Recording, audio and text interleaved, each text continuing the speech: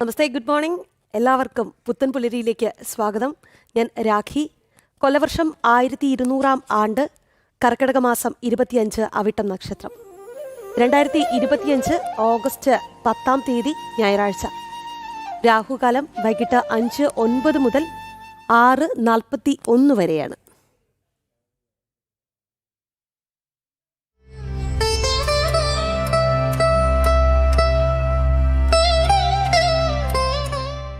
നമസ്കാരം. ശുഭദിനത്തിലേക്ക് എല്ലാവർക്കും സ്വാഗതം. ശ്വേതപരാഹകൽപ്പത്തിലെ 7ാമത്തെ ചതുർയുഗമായ വൈവസ്വത മന്വന്തരത്തിലെ 28ാമത്തെ ചതുർയുഗമാണ്. കലിയുഗം തുടങ്ങിയിട്ട് ഇത് 5126ാമത്തെ വർഷമാണ്. ഇന്ന് കലിദിന സംഖ്യ വരുന്നത് 18,72,432ാമത്തെ ദിവസമാണ്. ശ്രീകൃഷ്ണ പരമാത്മാവ് സ്വർഗാരോഹണം നടത്തിയ ദിവസം മുതൽക്കാണ് കലി തുടങ്ങിയത് എന്ന് വിശ്വസിക്കുന്നു. ഈ കലിയുഗം തുടങ്ങിയിട്ടാണ് അന്നത്തെ ദിവസം മുതൽക്ക് എണ്ണി തുടങ്ങിയാൽ ഇന്ന് 18,72,432ാമത്തെ ദിവസമാണ്. ഇന്ന് മലയാള കലണ്ടർ അനുസരിച്ച് 1200 ആണ്ട്, കർക്കിടക മാസം 25 തീയതിയാണ്. ശകവർഷം 1947, ശ്രാവണ മാസം 19. ഗ്രിഗോറിയൻ കലണ്ടർ അനുസരിച്ച് 2025 ആഗസ്റ്റ് മാസം 10 തീയതിയാണ്. കൃഷ്ണപക്ഷമാണ്. കൃഷ്ണപക്ഷ പ്രഥമയാണ് തുടങ്ങുന്ന ദിവസമാണ്. ഉച്ചയ്ക്ക് 12:10 വരെ മാത്രമാണ് പ്രഥമയുള്ളത്. അതിനുശേഷം ദ്വിതീയ ആണ്. കരണം വരുന്നത് പന്നിക്കരണമാണ്. 12:10 വരെയാണ് പന്നിക്കരണവും. നിത്യയോഗം സൗഭാഗ്യനാമ നിത്യയോഗമാണ്. അതും 2:15 വരെയാണ്. തുടർന്ന് ശോഭന ആണ്. നാൾ വരുന്നത് അവിട്ടം നക്ഷത്രമാണ്. അത് 1 മണി ഉച്ചയ്ക്ക് 1:52 വരെയുള്ള സമയത്താണ് അവിട്ടം നക്ഷത്രമുള്ളത്. അത് കഴിഞ്ഞാൽ ചതയമാണ്. ഞാറ്റുവേല, ആയില്യം ഞാറ്റുവേല തന്നെ തുടരുന്നു. ഇന്ന് ദിവസം ഞായർ, സൂര്യന്റെ കാലഹോരയിൽ തുടങ്ങുന്ന ദിവസമാണ്. ഉദയം സംഭവിക്കുന്നത് 6:18:54 ഉദയം സംഭവിക്കുന്നത്. അസ്തമയം 6 മണി വൈകിട്ട് 6:41:55 അസ്തമയം സംഭവിക്കുന്നു. ഈ ഉദയാസ്തമയങ്ങൾ പറയുന്നത് മധ്യകേരളത്തിലേതാണ്. അത് ഏതാനും സെക്കൻഡുകളുടെയൊക്കെ വ്യത്യാസം വടക്കോട്ടും തെക്കോട്ടും മാറുന്തോറും ഉണ്ടാകുന്നതാണ്. ദിനമാനം വരുന്നത് 12 മണിക്കൂർ 23 മിനിറ്റ് 1 സെക്കൻഡാണ്. ഈ ദിനമാനത്തിനും അതായത് പകലിന്റെ ദൈർഘ്യത്തിനും കുറവ് സംഭവിച്ചുകൊണ്ടിരിക്കുന്നതായിട്ട് നമുക്ക് മനസ്സിലാക്കാവുന്നതാണ്. ഇന്ന് രാഹുകാലം സംഭവിക്കുന്നത് വൈകിട്ട് 5:09 മുതൽക്ക് 6:41 വരെയുള്ള സമയത്താണ്. ഗുളികകാലം ഉച്ചയ്ക്ക് 3:36 മുതൽക്ക് 5:09 വരെയുള്ള സമയത്താണ്. യമകണ്ഠകാലം വരുന്നത് ഉച്ചയ്ക്ക് 12:30 മുതൽക്ക് 2:03 വരെയുള്ള സമയത്താണ്. രാഹു, ഗുളിക, യമകണ്ഠക കാലങ്ങൾ പൊതുവെ വർജ്യങ്ങളായിട്ടാണ് നമ്മൾ കണക്കാക്കിയിട്ടുള്ളത്. ഇന്ന് ചന്ദ്രാഷ്ടമം സംഭവിക്കുന്ന കർക്കിടക കൂറുകാർക്കാണ്. പുണർത്തിന്റെ അവസാനത്തെ പാദം, പൂയം, ആയില്യം ഈ നക്ഷത്രങ്ങൾക്കാർക്കാണ് ഇന്ന് ചന്ദ്രാഷ്ടമം വരുന്നത്. ചന്ദ്രൻ അഷ്ടമത്തിൽ വരുന്ന ദിവസം പൊതുവെ ശുഭമായിട്ടുള്ള ദിവസമല്ല. പുതിയ സംരംഭങ്ങൾ തുടങ്ങുക, യാത്ര മുതലായിട്ടുള്ളവ ഇതെല്ലാം വർജിക്കേണ്ടതാണ്. ഇന്ന് അഭിജിത് മുഹൂർത്തം വരുന്നത് 12:06 തുടങ്ങി 12:28 വരെയും തുടർന്ന് 4 മിനിറ്റ് മധ്യം വർജിച്ചിട്ട് 12:32 മുതൽക്ക് 12:54 വരെയുമാണ് അഭിജിത് മുഹൂർത്തം. മറ്റു മുഹൂർത്തങ്ങളില്ല എന്നുണ്ടെങ്കിൽ ഈ ഒരു മുഹൂർത്തം ഒരു സുമുഹൂർത്തമായിട്ട് എടുക്കാവുന്നതാണ്. ഇന്ന് അവിട്ടം നക്ഷത്രത്തിന് ചൗളം, ഉപനയനം, അതുപോലെ യുദ്ധം, പുതിയ ഗജം അല്ലെങ്കിൽ അതായത് ആന, അശ്വം ഇവയിലൊക്കെ കയറുക എന്ന് വെച്ചാൽ വാഹനം എന്ന് പൊതുവെ എടുക്കാവുന്നതാണ്. ഗൃഹം ഉണ്ടാക്കുക, ഉദ്യാനം ഉണ്ടാക്കുക, ഇതൊക്കെ സാധിക്കുന്ന ദിവസമാണ്. അതിന് അനുകൂലമായിട്ടുള്ള ദിവസമാണ്. പ്രതിപദമാണ്. പ്രതിപദത്തിന് ഇത് കറുത്തപക്ഷത്തിലെ പ്രതിബന്ധമായത് കൊണ്ട് വർജ്യമല്ല. വിവാഹം, ഉത്സവം, യാത്ര, അതുപോലെ പ്രതിഷ്ഠ, വാസ്തു സംബന്ധമായിട്ടുള്ള കർമ്മങ്ങൾ, ചൗളം മുതലായിട്ടുള്ള നടത്തുന്നതിന് ഇന്ന് ചെയ്യാവുന്നതാണ്. നമസ്കാരം.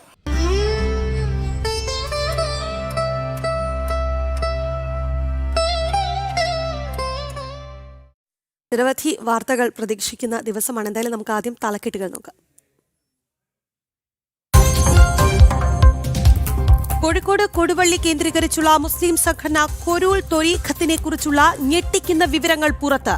അന്യമതസ്ഥരുമായി ബന്ധം പാടില്ല തുടങ്ങി വിചിത്ര വിശ്വാസങ്ങൾ. മനുഷ്യാവകാശ കമ്മീഷൻ കേസെടുത്തിട്ടും പ്രവർത്തനം തുടർന്ന് സംഘടന.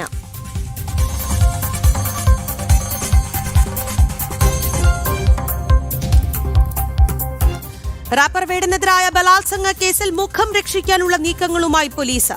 അന്വേഷണ സംഘം വിപുലീകരിച്ച് അന്വേഷണം ഊർജിതമാണ് എന്ന് വരുത്തി തീർക്കാനും നീക്കം.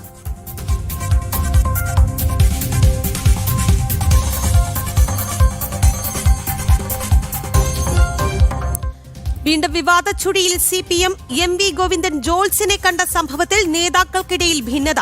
CPM സംസ്ഥാന സമിതിയിൽ രൂക്ഷ വിമർശനം.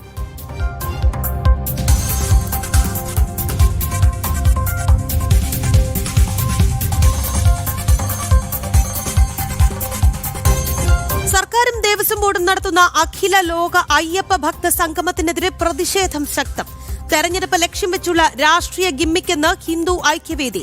പിന്നിൽ രാഷ്ട്രീയ ലക്ഷ്യമെന്നും വിമർശനം.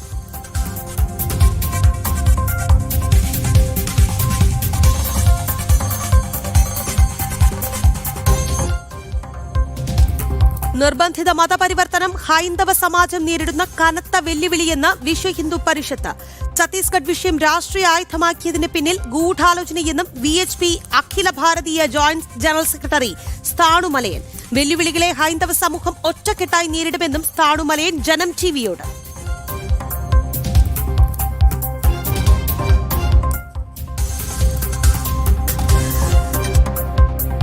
വിഷയത്തിൽ അമേരിക്കയ്ക്ക് വൻ തിരിച്ചടി. ട്രംപിന്റെ നയങ്ങളിൽ പ്രതിഷേധവുമായി ലോകരാജ്യങ്ങൾ. US നിർമ്മിത യുദ്ധവിമാനങ്ങൾ വാങ്ങാനുള്ള തീരുമാനത്തിൽ നിന്ന് പിന്മാറി സ്പെയിനും സ്വിറ്റ്സർലൻഡും.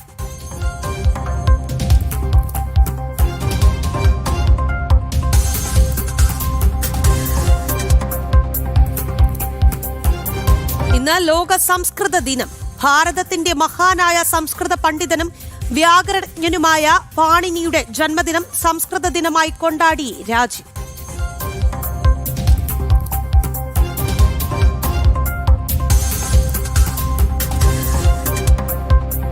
ജാതി വിവേചനം കോൺഗ്രസിലും. യൂത്ത് കോൺഗ്രസ് തിരുവനന്തപുരം ജില്ലാ വൈസ് പ്രസിഡന്റ് രാജിവെച്ചു. ഗ്രൂപ്പ് രാഷ്ട്രീയത്തിന്റെയും ജാതി രാഷ്ട്രീയത്തിന്റെയും ഇരയാണ് താനെന്ന് വിഷ്ണു.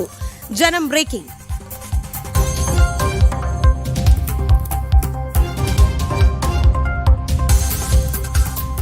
നമ്മൾ തലക്കെട്ടിൽ സൂചിപ്പിച്ച ആ വാർത്തയിലേക്കാണ് ആദ്യം പോകുന്നത്. തിരുവനന്തപുരത്തേക്ക്. കോൺഗ്രസിലും ജാതി വിവേചനം. ജാതി വിവേചനത്തെ തുടർന്ന് യൂത്ത് കോൺഗ്രസ് തിരുവനന്തപുരം ജില്ലാ വൈസ് പ്രസിഡന്റ് വിഷ്ണു AP രാജിവെച്ചു. യൂത്ത് കോൺഗ്രസ് ദിനമായ ഇന്നലെയാണ് രാജിവെച്ചത്. ഗ്രൂപ്പ് രാഷ്ട്രീയത്തിന്റെയും ജാതി രാഷ്ട്രീയത്തിന്റെയും ഇരയാണ് താനെന്ന് വിഷ്ണു ചൂണ്ടിക്കാട്ടി. ജാതിയുടെ പേരിൽ പരിപാടികളിൽ നിന്നും മാറ്റി മാനസികമായി പീഡിപ്പിച്ചുവെന്നും രാജിക്കത്തിൽ വിഷ്ണു വ്യക്തമാക്കിയിട്ടുണ്ട്. SDPIയുടെ അടിമത്തത്തിലാണ് കോൺഗ്രസ് പാർട്ടി എന്നും രാജിക്കത്തിൽ വിമർശനം ഉണ്ട്. ശാലിനിയാണ് വാർത്തയുടെ വിശദാംശങ്ങളുമായി ചേരുന്നത്. ശാലിനി, വിഷ്ണുവിന്റെ രാജിക്കത്തിൽ ഗുരുതരമായ ആക്ഷേപങ്ങൾ കോൺഗ്രസിനെതിരെ ഉണ്ട്. ഒപ്പം ഈ SDPIയുടെ അടിമത്തത്തിലാണ് കോൺഗ്രസ് എന്ന കാര്യം കൂടി വിഷ്ണു ചൂണ്ടിക്കാട്ടുന്നുണ്ട്. എന്തൊക്കെയാണ് രാജിക്കത്തിൽ കൂടുതലായി വിശദീകരിച്ചിരിക്കുന്നത്?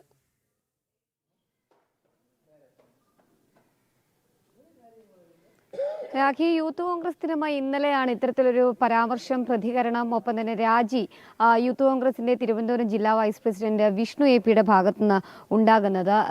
യൂത്ത് കോൺഗ്രസിന്റെ തന്നെ ലെറ്റർ ഹെഡിൽ ഒരു രാജിക്കത്ത് എഴുതുകയും പിന്നീട് അത് സോഷ്യൽ മീഡിയയിൽ പ്രചരിപ്പിക്കുകയുമായിരുന്നു. പറയുകയായിരുന്നു താൻ രാജിവെക്കുകയാണ്. യൂത്ത് കോൺഗ്രസിന്റെ എന്നല്ല, കോൺഗ്രസിന്റെ എല്ലാ രീതിയിലുള്ള പ്രാഥമിക അംഗത്വവും താൻ രാജിവെക്കുന്നു എന്നുള്ളതാണ് വിഷ്ണു AP ചൂണ്ടിക്കാട്ടുന്നത് ഈ കുറിപ്പിലൂടെ. അതിൽ ഏറ്റവും എടുത്തു പറയേണ്ടത് ചില ജാതി അധിക്ഷേപങ്ങൾ താൻ നേരിട്ടു. അതുകൊണ്ട് തന്നെയാണ് പ്രധാനമായും പാർട്ടി വിടാൻ, പ്രാഥമിക അംഗത്വം രാജിവെക്കാനുള്ള കാരണമെന്നുള്ളതാണ് വിഷ്ണു ചൂണ്ടിക്കാട്ടുന്നത്. അതിൽ ചില കാര്യങ്ങൾ കൂടി ഉദാഹരണമായി അദ്ദേഹം പറയുന്നുണ്ട്. പല രാഷ്ട്രീയ പരിപാടികളും വരുമ്പോൾ, യൂത്ത് കോൺഗ്രസിന്റെയും കോൺഗ്രസിന്റെയും ഒക്കെ പരിപാടികൾ വരുമ്പോൾ തന്നെ അതിൽ നിന്ന് മാറ്റി നിർത്തുന്നു. മറ്റ് ചില ജാതിക്കാരെ അതിൽ മുൻപോട്ട് കൊണ്ടുവരികയും താനൊരു SC വിഭാഗം അല്ലെങ്കിൽ അത്തരത്തിൽ പിന്നോക്ക വിഭാഗമായതുകൊണ്ട് തന്നെ മാറ്റപ്പെടുന്നു എന്നുള്ളതാണ് അദ്ദേഹം ചൂണ്ടിക്കാട്ടുന്നത്. അത് മാത്രമല്ല, കഴക്കൂട്ടം കോൺഗ്രസ് നേതൃത്വം തന്നോട് കാണിക്കുന്നത് അവഗണന മാത്രമാണ് എന്നുള്ളതും അദ്ദേഹം ചൂണ്ടിക്കാട്ടുകയാണ്. അത് മാത്രമല്ല, രാഷ്ട്രീയത്തിന്റെയും ജാതി രാഷ്ട്രീയത്തിന്റെയും മറ്റൊരു ഇരയാണ്, അതായത് ഗ്രൂപ്പ് രാഷ്ട്രീയവും ജാതി രാഷ്ട്രീയവും നിറഞ്ഞു നിൽക്കുകയാണ് കോൺഗ്രസിൽ. അതിന്റെ ഒരു അവസാന ഇരയാണ് താൻ എന്നുള്ളതാണ് വിഷ്ണു ഈ കുറിപ്പിലൂടെ ചൂണ്ടിക്കാട്ടുന്നത്. ഒരു ബലിയാടായാണ് താൻ ഇത്രയും നാൾ പാർട്ടിയിൽ നിലകൊണ്ടിരുന്നത്. തന്റെ വിദ്യാഭ്യാസ കാലഘട്ടം മുതൽ താൻ യൂത്ത് കോൺഗ്രസിന്റെയും KSUവിന്റെയും ഒക്കെ ഭാഗമായിരുന്നു. അതിനുശേഷം ഇതുവരെയും അദ്ദേഹം അത്തരത്തിലുള്ള പ്രവർത്തനങ്ങൾ പങ്കുവച്ചിട്ടുണ്ട് എന്നുള്ളതാണ് ഈ കുറിപ്പിൽ പറയുന്നത്. പക്ഷേ ചില വ്യക്തി താല്പര്യങ്ങൾക്ക് വേണ്ടി തന്നെ ബലിയാടാക്കാൻ ചിലർ ശ്രമിക്കുകയാണ് എന്നുള്ളൊരു കാര്യം കൂടി അദ്ദേഹം ചൂണ്ടിക്കാട്ടുകയാണ്. പരിപാടികൾ അറിയിക്കുകയോ അല്ലെങ്കിൽ അതുമായി ബന്ധപ്പെട്ട് സഹകരിക്കുകയോ തന്നെ ചെയ്യിക്കാറില്ല. ഒപ്പം തന്നെ നേതൃത്വം മാനസികമായി വേദനപ്പെടുത്തുന്നു, പീഡിപ്പിക്കുന്നു, ഒറ്റപ്പെടുത്തുന്നു എന്നുള്ളതും ഈ കുറിപ്പിൽ പറയുന്നുണ്ട്. കൂടാതെ തന്നെ നേതാക്കന്മാരുടെയും പെട്ടിയെടുക്കുകയും ഒപ്പം ഉന്നതകുല ജാതിയിൽ ജനിക്കുകയും ചെയ്താൽ മാത്രമേ കോൺഗ്രസ് രാഷ്ട്രീയത്തിൽ നിലനിൽക്കാൻ കഴിയൂ എന്നുള്ളതാണ് വിഷ്ണു ചൂണ്ടിക്കാട്ടുന്ന പ്രധാനപ്പെട്ട ഒരു ആരോപണം. അതുമാത്രമല്ല, ഒരു ഇന്ത്യക്കാരൻ എന്നതുപോലെ തന്നെ കോൺഗ്രസ്സുകാരൻ എന്നതിൽ അഭിമാനിച്ചിരുന്നു. പക്ഷേ ഇന്നത്തെ കാലഘട്ടത്തിലെ കോൺഗ്രസ് പ്രവർത്തനത്തിൽ താൻ അവമാനിതനാകുകയാണ് എന്നുള്ളതാണ് അദ്ദേഹം ചൂണ്ടിക്കാട്ടുന്നത്. അതായത് SDPI പോലെയുള്ള ചില വർഗീയ ശക്തികൾക്കൊപ്പം നിന്നുകൊണ്ട് കോൺഗ്രസ് പ്രവർത്തിക്കുകയാണ്. ചില നേതാക്കന്മാർക്ക് അത്തരത്തിലുള്ള രാഷ്ട്രീയം കൂടിയാണ് കോൺഗ്രസിനുള്ളിൽ ഉള്ളത്. അതുകൊണ്ട് തന്നെ അവരുമായി ചേർന്ന് പോകാൻ ഇനി കഴിയില്ല.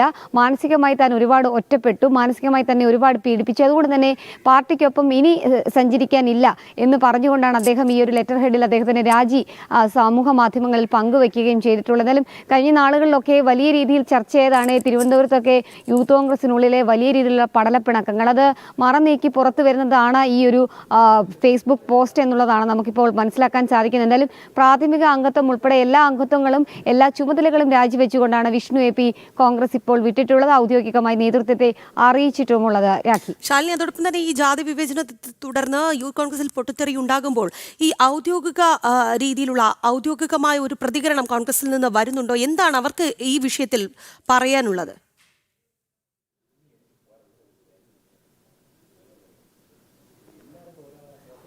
രാഖി, നിലവിൽ ഈ രാജിക്കത്ത് സംസ്ഥാന നേതൃത്വത്തിൻ്റെ അരികിലേക്ക് എത്തിയിട്ടുണ്ട്.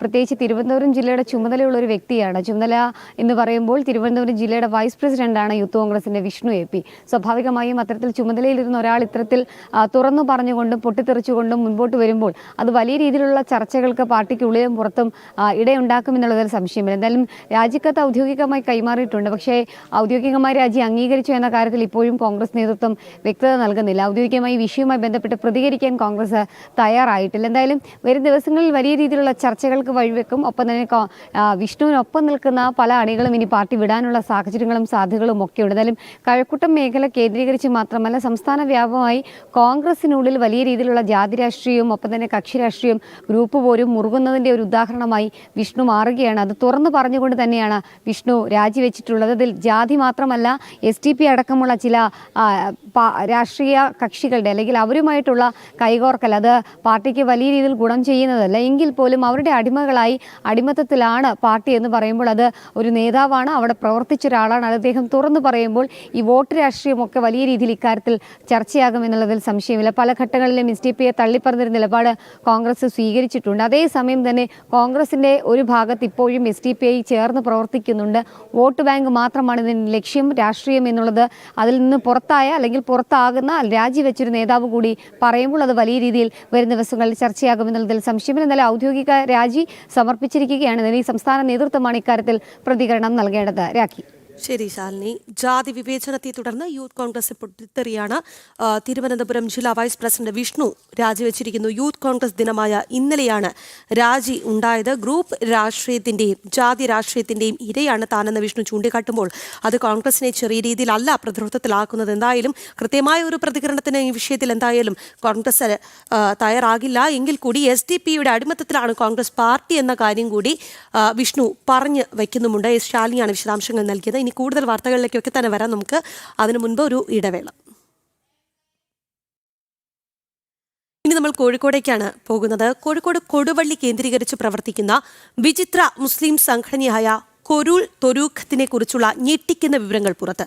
താടി വയ്ക്കരുത്, സ്മാർട്ട് ഫോൺ ഉപയോഗിക്കരുത്, മതസ്ഥരുമായി ബന്ധം പാടില്ല തുടങ്ങി വിചിത്ര വിശ്വാസങ്ങളാണ് സംഘടനയ്ക്ക്. മനുഷ്യാവകാശ ലംഘനങ്ങൾ ചൂണ്ടിക്കാട്ടി മനുഷ്യാവകാശ കമ്മീഷൻ കേസ് എടുത്തിട്ട് പോലും സംഘടന പ്രവർത്തനം തുടരുകയാണ് എന്നുള്ളതാണ്. ഈ വാർത്തയുടെ വിശദാംശങ്ങളുമായി അനഘ ചേരും. അതിനു മുൻപ് ഈ വാർത്ത നമുക്കൊന്ന് കാണാം. കേട്ടുകേൾവി പോലുമില്ലാത്ത വിചിത്രമായ ആചാരങ്ങളും വിശ്വാസങ്ങളും. പുരുഷന്മാർ താടി വെക്കരുത്, അന്യമതസ്ഥരുമായി ബന്ധം പുലർത്തരുത്, സ്മാർട്ട് ഫോൺ ഉപയോഗിക്കരുത്. ഇങ്ങനെ വിചിത്ര വിശ്വാസങ്ങൾ പിന്തുടരുന്ന സംഘടനയാണ് കോരൂർ ത്വരീഖത്ത്. കോഴിക്കോട്, വയനാട്, മലപ്പുറം തുടങ്ങിയ സ്ഥലങ്ങൾ കേന്ദ്രീകരിച്ചാണ് കൊരൂർ ത്വരീഖത്ത് എന്ന മുസ്ലിം സംഘടനയുടെ പ്രവർത്തനം. കൊടുവള്ളി സ്വദേശി വില്യാപ്പിച്ചിയുടെ പിന്മുറക്കാരൻ ഷാഹുൽ ഹമീദാണ് സംഘടനയുടെ പ്രവാചകൻ. നക്ഷബന്ദിയ ത്വരീഖത്ത് എന്നാണ് ഈ പ്രസ്ഥാനത്തിൻ്റെ പേര്. ഇതിൻ്റെ ലീഡർ ഷാഹുൽ ഹമീദ് എന്ന് പറഞ്ഞിട്ടുള്ള ഒരാളാണ്. അദ്ദേഹം ഒരു പ്രവാചകനായിട്ടാണ് ആളുകൾ കാണുന്നത്, ഒരു ഗുരുവായിട്ടാണ് കാണുന്നത്. സംഘടനയിൽ അംഗമായാൽ പിന്നെ അടിമയാണ്. താലിബാന്റെ അതേ ഭരണം. സംഘടന എന്തു പറഞ്ഞാലും അത് തൊണ്ട തൊടാതെ വിഴുങ്ങണം, അനുസരിക്കണം. സംഘടനയിൽ അകത്തു നിന്ന് മാത്രമേ വിവാഹം കഴിക്കാൻ പാടുള്ളൂ. പ്രണയത്തെ പൂർണ്ണമായും എതിർക്കുന്നു. സംഘടനയ്ക്കുള്ളിലുള്ള പുരുഷന്മാർ സ്മാർട്ട് ഫോൺ ഉപയോഗിക്കരുത്, താടി വെക്കരുത്. മാത്രമല്ല, സംഘടനയിൽപ്പെട്ട ആരെങ്കിലും മരിച്ചാൽ മരിച്ച് 3-ാം ദിവസം അവരുടെ സ്വർണവും പണവും ഷാഹുൽ ഹമീദ് എന്ന ഗുരുവിനെ ഏൽപ്പിക്കണം. ഇങ്ങനെ അതിവിചിത്രമാണ് സംഘടനയുടെ വിശ്വാസവും പ്രമാണവും. പുതുതായി സംഘടനയിലേക്ക് ആളുകളെ എടുക്കില്ലെന്നതും ഇവരുടെ പ്രഖ്യാപിത നിലപാടാണ്. വോട്ട് പോലും ആർക്ക് ചെയ്യണമെന്ന് കോരൂർ ത്വരീഖത്ത് തീരുമാനിക്കും. കുട്ടികളുടെ സ്കൂൾ വിദ്യാഭ്യാസത്തെ സംഘടന പ്രോത്സാഹിപ്പിക്കുന്നില്ല. സംഘടനയിലെ ആരെങ്കിലും മരണപ്പെട്ടാൽ മരണപ്പെട്ട വ്യക്തിയുടെ സ്വർണവും പണവും 3-ാം ദിവസം പ്രവാചകനായ ഷാഹുൽ ഹമീദിന് നൽകണം. സംഘടനയെ ചോദ്യം ചെയ്യുന്നവർക്കുള്ള പ്രധാന ശിക്ഷ ഊരുവിലക്കാണ്. ഭാര്യയാണ് നിയമം ലംഘിക്കുന്നതെങ്കിൽ ഭർത്താവ് ഭാര്യയുമായി പിന്നീട് ഒരു ബന്ധവും വെച്ചു പുലർത്താൻ പാടില്ല. അങ്ങനെ ഊരുവിലക്കിയ ദമ്പതികളാണിത്. പ്രസ്ഥാനത്തിൽ നേരിടുന്ന ഏറ്റവും വലിയ പ്രശ്നം എന്ന് പറഞ്ഞാൽ സാമൂഹിക ഭ്രഷ്ടാണ്. അതായത് ഇന്ത്യയിൽ ഏത് മതത്തിലും ഒരാൾക്ക് വിശ്വസിക്കാനും വിശ്വസിക്കാതിരിക്കാനുള്ള കഴിവുണ്ട്, ഒരു അവകാശമുണ്ട് ആളുകൾക്ക്.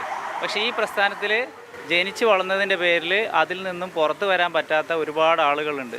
അപ്പോൾ അങ്ങനെ ഞങ്ങളൊക്കെ ടോർച്ചർ അനുഭവിച്ച് പുറത്തു വന്നതാണ്. പുറത്ത് വന്നിട്ട് ഇപ്പോൾ 3 വർഷമായി. കോരൂർ ത്വരീഖത്തിലെ അംഗങ്ങൾ നിയമം ലംഘിച്ചാൽ അവരെ തിരിച്ചെടുക്കണമെങ്കിൽ സംഘടനാ പ്രവാചകനായി കാണുന്ന ഷാഹുൽ ഹമീദിന്റെ വീട്ടിൽ 10 ദിവസത്തോളം രാവും പകലും നിൽക്കണം. ശേഷം അകത്തു കയറി മാപ്പ് പറയാൻ അനുവാദം കിട്ടും. സൊസൈറ്റി ആക്ട് പ്രകാരം രജിസ്റ്റർ ചെയ്ത സംഘടനയാണ് കോരൂർ ത്വരീഖത്തെങ്കിലും സംഘടനയിൽ തെരഞ്ഞെടുപ്പ് പോലും നടക്കാറില്ല. മനുഷ്യാവകാശ ലംഘനം നടത്തിയതിന്റെ പേരിൽ കോരൂർ ത്വരീഖത്ത് എന്ന സംഘടനയ്ക്കെതിരെ മനുഷ്യാവകാശ കമ്മീഷൻ കേസെടുത്തിട്ടുണ്ട്. പക്ഷേ കേസെടുത്തിട്ട് നാളുകൾ കഴിഞ്ഞിട്ടും സംഘടനയുടെ വിശ്വാസങ്ങൾക്കോ പ്രവർത്തനങ്ങൾക്കോ നാളിതുവരെ ഒരു മാറ്റവും സംഭവിച്ചിട്ടില്ല എന്നതാണ് വസ്തുത. ഇത്തരത്തിലൊരു സംഘടനയെ ആര് പിടിച്ചുകെട്ടും? ഇനി അത് മാത്രമാണ് അറിയാനുള്ളത്. ക്യാമറമാൻ സന്തോഷ് മണ്ണാർക്കാടിനൊപ്പം അനഘ ഹർഷൻ, ജനം. വിവരങ്ങളുമായി ഈ വാർത്ത റിപ്പോർട്ട് ചെയ്ത അനഘ ഹർഷൻ നമുക്കൊപ്പം ചേരുന്നുണ്ട്. അനഘ, വളരെ പ്രാകൃതമായ പല കാര്യങ്ങളുമാണ് ഈ കൊരൂർ ത്വരീഖത്ത് എന്ന സംഘടന പിന്തുടരുന്നത്. ഒപ്പം തന്നെ ഈ സംഘടനയ്ക്കെതിരെ രംഗത്ത് വരുന്നത് മുസ്ലിം മതവിശ്വാസികൾ തന്നെയാണ്. ഇത് ഏത് കാലത്താണ് ഇവർ ജീവിക്കുന്നത് എന്ന് തോന്നിപ്പോകുന്നു അനഘ.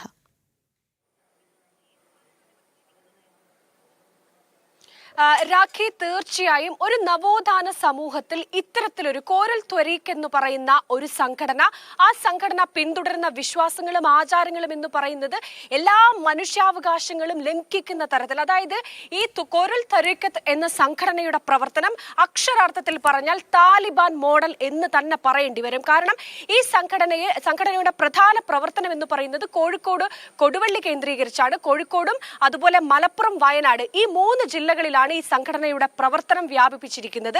ഈ സംഘടനയിൽ 5000-ത്തിലധികം, 1-2 അല്ല 5000-ത്തിലധികം പ്രവർത്തകർ അല്ലെങ്കിൽ ഈ സംഘടനയെ വിശ്വസിക്കുന്ന ആളുകൾ ഈ സംഘടനയിൽ ഉണ്ട് എന്നതാണ്. അവർ അതിൽ നിന്ന് പുറത്തു വരാൻ ഒരു കാരണവശാലും അവർക്ക് ഈ സംഘടനയിൽ നിന്ന് പുറത്തു വരാൻ കഴിയില്ല എന്നത് മറ്റൊരു കാര്യം കൂടിയാണ്. ഈ സംഘടന പ്രധാനമായി മുന്നോട്ട് വെക്കുന്ന വിശ്വാസങ്ങൾ എന്ന് പറയുന്നത് ഈ സംഘടനയിലുള്ള ആളുകൾ ഒരു കാരണവശാലും അന്യമതസ്ഥരുമായി വലിയ രീതിയിലുള്ള ബന്ധം പുലർത്താൻ പാടില്ല, സംഘടനയിലെ ഉള്ളിലുകത്തുള്ള പുരുഷന്മാർ താടി വെക്കാൻ പാടില്ല, സ്മാർട്ട് ഫോൺ ഉപയോഗിക്കാൻ പാടില്ല, സംഘടനയ്ക്കകത്ത് നിന്ന് മാത്രമേ വിവാഹം കഴിക്കാൻ പാടുള്ളൂ. മറ്റൊന്ന്, ഈ സംഘടനയ്ക്കകത്തുള്ള ഈ കുട്ടികൾ, ആ കുട്ടികൾക്ക് വിദ്യാഭ്യാസത്തെ ഇവർ പ്രോത്സാഹിപ്പിക്കുന്നില്ല എന്നതാണ് മറ്റൊരു വാസ്തവം. ഈ സംഘടനയ്ക്ക് ആഴ്ചയ്ക്ക് ഈ കോരൂർ ത്വരീഖത്ത് എന്ന് പറയുന്ന ഈ സംഘടന ആഴ്ചയിൽ ഇവർക്ക് മീറ്റിംഗ് ഉണ്ട്. ഈ സംഘടനയിലെ എല്ലാ ആളുകൾക്കും പ്രത്യേകം ഓരോ ദിവസത്തിലും ക്ലാസ് എടുക്കുന്നുണ്ട്. ഈ ക്ലാസ്സിൽ 3 ആഴ്ച അടുപ്പിച്ച് ഇത്തരത്തിൽ ക്ലാസ്സിൽ പോയിട്ടില്ലെങ്കിൽ അവരെ സംഘടനയിൽ നിന്ന് ഭ്രഷ്ട് കൽപ്പിക്കും, പുറത്താക്കും. അതിനുശേഷം ഇത്തരത്തിൽ പുറത്തു പോയവർക്ക് തിരിച്ച് സംഘടനയ്ക്കകത്തേക്ക് കയറണമെങ്കിൽ ഇവർ പ്രവാചകനായി കണക്കാക്കുന്ന ഷാഹുൽ ഹമീദ് എന്ന് പറയുന്ന ഈ കോഴിക്കോട് കൊടുവള്ളി സ്വദേശി തന്നെയായിട്ടുള്ള ഇയാളുടെ കൊടുവള്ളിയിലെ വീട്ടിലെത്തി ഈ വീട്ടിൽ രാവും പകലും ഈ 10 ദിവസത്തോളം ഇതിനു വേണ്ടി അവിടെ കാത്തു നിൽക്കണം.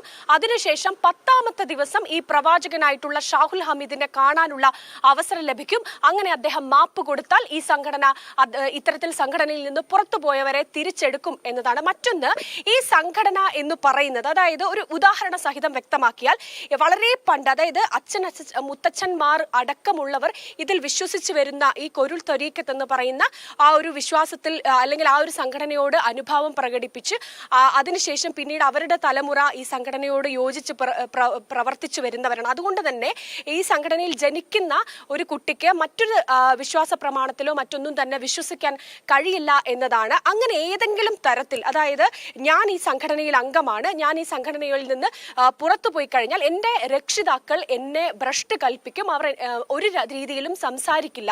അതായത് ഇവർക്ക് നൽകുന്ന ക്ലാസ്സിൽ കൃത്യമായി പറയുന്നത്, ഇത്തരത്തിൽ സംഘടനയോട് ഇടയുന്നവർ അല്ലെങ്കിൽ സംഘടനയിൽ നിന്ന് പുറത്തു പോകുന്നവർ സാത്താന്റെ സന്തതികളാണ്.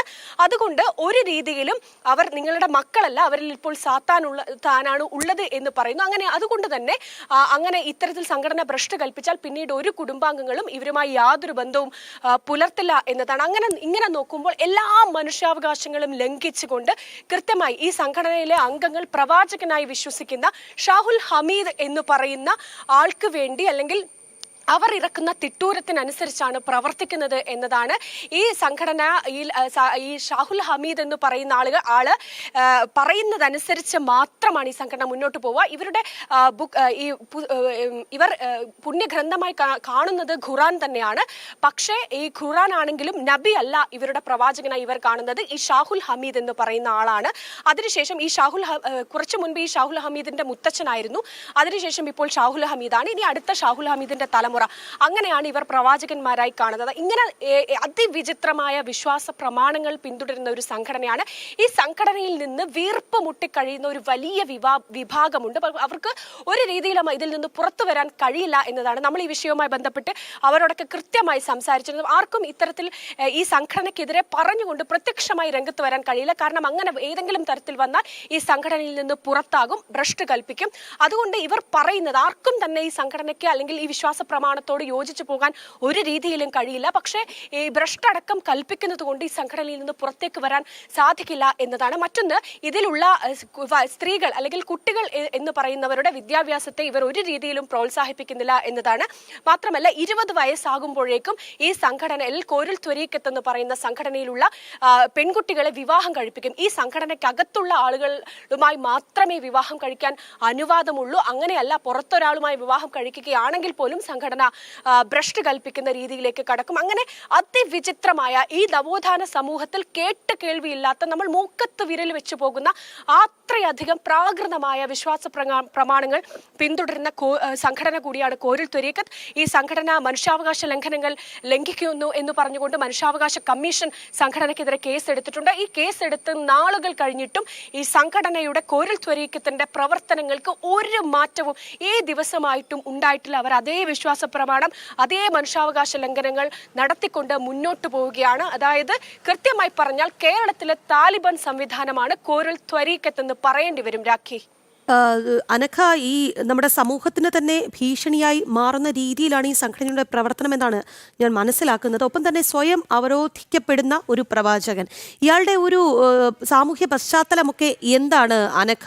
ഒപ്പം തന്നെ ഈ 5000-ഓളം പ്രവർത്തകരുണ്ട് എന്ന് പറയുന്നു. അവർ ഈ ഭ്രഷ്ട് ഭയന്ന് മാത്രമാണോ ഈ സംഘടനയിൽ നിലനിൽക്കുന്നത്, അതോ ജീവന് തന്നെ ഭീഷണിയുണ്ട് എന്ന് അവർ വിശ്വസിക്കുന്നുണ്ടോ?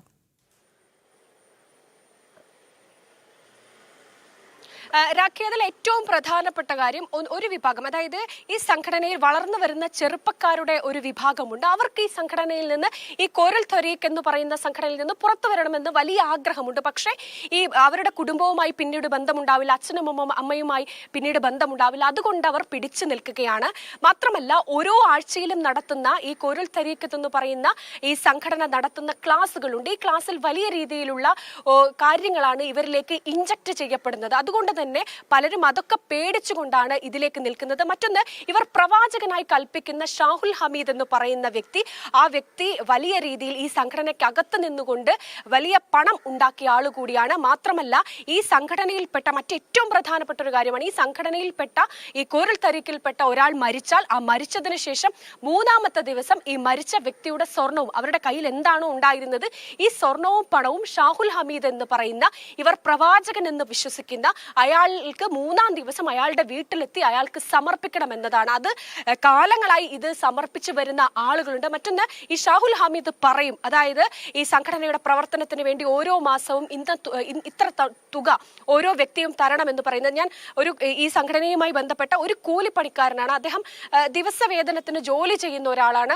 30,000 രൂപ ഒരു മാസം ഇത്തരത്തിൽ സംഘടനയുടെ പ്രവർത്തനത്തിന് തനിക്ക് കൊടുക്കേണ്ടി വന്നിട്ടുണ്ട് എന്ന് വേദനയോടെ പറയുന്ന ഒരു സംഭവമുണ്ട്. അങ്ങനെ ഇത്രയധികം പ്രാകൃതമായ ആശയങ്ങൾ മുന്നോട്ട് കൊണ്ടുപോകുന്ന ആളാണ്. ഈ സംഘടനയിലെ ആളുകളെ ഊറ്റിക്കൊണ്ട് ജീവിക്കുക, അതാണ് ഈ ഷാഹുൽ ഹമീദ് എന്ന് പറയുന്ന പ്രവാചകൻ എന്നാണ് ഈ സംഘടനയിൽ നിന്ന് പുറത്തു വന്നവർ പറയുന്നത്. ഇദ്ദേഹത്തിന് കോഴിക്കോട് കൊടുവള്ളിയിൽ വീടുണ്ട്, വയനാട് വീടുണ്ട്, അങ്ങനെ വിവിധ ഇടങ്ങളിൽ വലിയ രീതിയിലുള്ള വീടുണ്ട്. ആർഭാടപൂർണമായ ജീവിതമാണ് നയിക്കുന്നത്. പക്ഷേ ഈ ഷാഹുൽ ഹമീദ് അടക്കമുള്ള ആളുകൾ സോഷ്യൽ മീഡിയ ഉപയോഗിക്കുന്നില്ല, സോഷ്യൽ മീഡിയ അക്കൗണ്ടുകളൊന്നും ഇവർക്കില്ല എന്നതാണ്. ഇവർ അതിനെ പ്രോത്സാഹിപ്പിക്കുന്നുമില്ല, TV ഉപയോഗിക്കരുത് എന്നതടക്കമുള്ള കാര്യങ്ങളുണ്ട്. മറ്റൊന്ന്, ഹജ്ജ്, മുസ്ലിം വിശ്വാസ പ്രമാണമുള്ള അടക്കമുള്ള ഈ ഹജ്ജിനെ ഇവർ പ്രോത്സാഹിപ്പിക്കുന്നില്ല എന്നതാണ്. പക്ഷേ ഇവരുടെ അടിസ്ഥാനപരമായ ഇവരുടെ ഗ്രന്ഥം എന്ന് പറയുന്നത് ഈ ഖുറാൻ തന്നെയാണ്. പക്ഷേ ഇവരുടെ പ്രവാചകൻ എന്ന് പറയുന്നത് നബിയല്ല, അത് ഷാഹുൽ ഹമീദാണ്. ഈ ഷാഹുൽ ഹമീദിന് ശേഷം അടുത്ത് വരുന്ന ആരാണോ അതാണ് ഇവരുടെ അടുത്ത പ്രവാചകനായിട്ട് ഉണ്ടാവുക എന്നതാണ് ഈ ഏറ്റവും പ്രധാനപ്പെട്ട കാര്യം. കോഴിക്കോട്, മലപ്പുറം, വയനാട് ഈ ഭാഗങ്ങളിലാണ് ഇവരുടെ പ്രവർത്തനം ശക്തമായിരിക്കുന്നത് എന്നതാണ്. ഈ സംഘടനയ്ക്കകത്തുള്ള കോരൽ തരീക്കത്തിൽപ്പെട്ട വിശ്വാസ പ്രമാണത്തിൽ വിശ്വസിക്കുന്ന പെൺകുട്ടികളുടെ 20-ാമത്തെ വയസ്സിൽ ഇവർക്ക് കല്യാണം കഴിക്കേണ്ടി വരുന്നു. അതിന് സംഘടന നിർബന്ധിക്കുന്നു. അതിനുശേഷം ഏറ്റവും അധികം വിവാഹമോചനം അടക്കമുള്ള കാര്യങ്ങൾ നടക്കുന്നുണ്ട് എന്നാണ് ഈ സംഘടനയിൽ നിന്ന് പുറത്തു വന്നവർ പറയുന്നത്. അതായത് വളരെ ഞെട്ടിക്കുന്നതും അവിശ്വസനീയവുമായ പല കാര്യങ്ങളുമാണ് കോഴിക്കോട് കൊടുവള്ളി കേന്ദ്രീകരിച്ച് നടക്കുന്നത് എന്നുള്ളതാണ്. താലിബാൻ മോഡലിൽ ഒരു മുസ്ലിം സംഘടന പ്രവർത്തിക്കുകയാണ്. ഞാൻ മനസ്സിലാക്കുന്നത് മുസ്ലിം മതവിശ്വാസത്തിന് തന്നെ എതിരാണ് ഈ കുരുൾ തൊരീഖത്ത് എന്ന സംഘടനയുടെ പ്രവർത്തനം. താടി വെക്കരുത്, സ്മാർട്ട് ഫോൺ ഉപയോഗിക്കരുത്, അന്യമതസ്ഥരുമായി ബന്ധം പാടില്ല തുടങ്ങി വിചിത്ര വിശ്വാസങ്ങളാണ് ഈ സംഘടന പിന്തുടരുന്നത്. ഒപ്പം തന്നെ മനുഷ്യാവകാശ ലംഘനങ്ങൾ ചൂണ്ടിക്കാട്ടിക്കൊണ്ട് മനുഷ്യാവകാശ കമ്മീഷൻ കേസൊക്കെ എടുത്തിട്ടുണ്ട്. പക്ഷേ ഈ സംഘടനയുടെ പ്രവർത്തനം ഇപ്പോഴും തുടരുന്നുണ്ട് എന്നുള്ളതാണ്. സമൂഹത്തിന് തന്നെ വലിയ ഭീഷണിയായി മാറുന്നുണ്ട് ഈ സംഘടന എന്നുകൂടി ഈ സംഘടനയിൽ നിന്ന് പുറത്തുപോയവർ ചൂണ്ടിക്കാട്ടുന്നുമുണ്ട്. എന്തായാലും കൂടുതൽ അന്വേഷണങ്ങൾ ഇത് സംബന്ധിച്ച് നടക്കേണ്ടതും ഉണ്ട്. അനഘ ഹർഷനാണ് ഈ വാർത്ത റിപ്പോർട്ട് ചെയ്തത്. കൂടുതൽ വാർത്തകളിലേക്കൊക്കെ തന്നെ വരാം. അതിനു മുൻപൊരു ഇടവേള. നമ്മുടെ കമന്റ് ബോക്സ് ആക്റ്റീവാണ്. പ്രദീപ്, സാരഥി, ശശി, ശ്രീധരൻ നമ്പ്യാർ, പ്രകാശൻ, സേതുമാധവൻ, അങ്ങനെ നിരവധി പ്രേക്ഷകർ ഗുഡ് മോർണിംഗ് അറിയിച്ചിട്ടുണ്ട്. ഒരുപാട് കമൻസ് മിസ്സായി പോയി. നമുക്ക് വരും മണിക്കൂറിൽ കമൻസൊക്കെ പരിശോധിക്കാവുന്നതാണ്. എന്തായാലും നമുക്ക് ഈ മണിക്കൂറിലെ തലക്കെട്ടുകളൊന്ന് നോക്കി വരാം.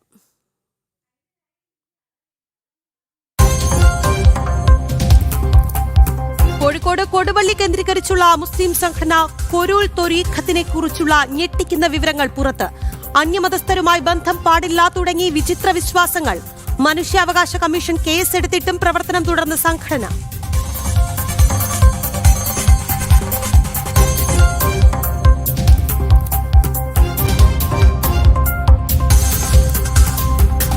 റാപ്പർ വേഡിനെതിരായ ബലാത്സംഗ കേസിൽ മുഖം രക്ഷിക്കാനുള്ള നീക്കങ്ങളുമായി പോലീസ്. അന്വേഷണ സംഘം വിപുലീകരിച്ച് അന്വേഷണം ഊർജിതമാണ് എന്ന് വരുത്തി തീർക്കാൻ ശ്രമം.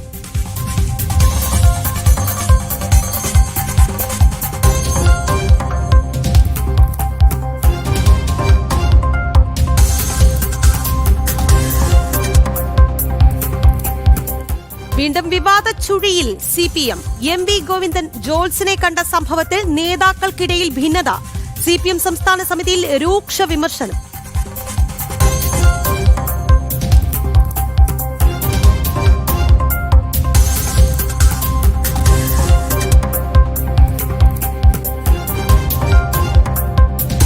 സർക്കാരും ദേവസ്വം ബോർഡും നടത്തുന്ന അഖില ലോക അയ്യപ്പ ഭക്ത സംഗമത്തിനെതിരെ പ്രതിഷേധം ശക്തം. തെരഞ്ഞെടുപ്പ് ലക്ഷ്യം വെച്ചുള്ള രാഷ്ട്രീയ ഗിമ്മിക്കെന്ന് ഹിന്ദു ഐക്യവേദി. പിന്നിൽ രാഷ്ട്രീയ ലക്ഷ്യമെന്നും വിമർശനം.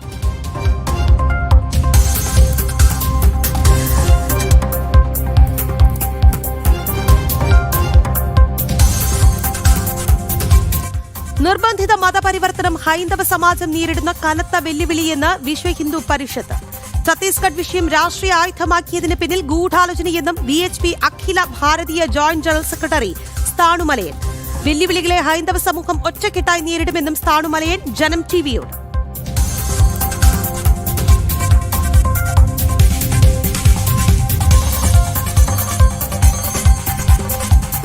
താരിഫ് വിഷയത്തിൽ അമേരിക്കയ്ക്ക് വൻ തിരിച്ചടി. ട്രംപിന്റെ നയങ്ങളിൽ പ്രതിഷേധവുമായി ലോകരാജ്യങ്ങൾ. US നിർമ്മിത യുദ്ധവിമാനങ്ങൾ വാങ്ങാനുള്ള തീരുമാനത്തിൽ നിന്ന് പിന്മാറി സ്പെയിനും സ്വിറ്റ്സർലൻഡും.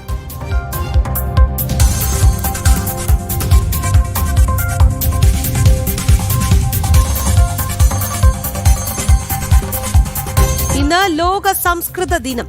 ഭാരതത്തിന്റെ മഹാനായ സംസ്കൃത പണ്ഡിതനും വ്യാകരണജ്ഞനുമായ പാണിനിയുടെ ജന്മദിനം സംസ്കൃത ദിനമായി കൊണ്ടാടി രാജ്യം.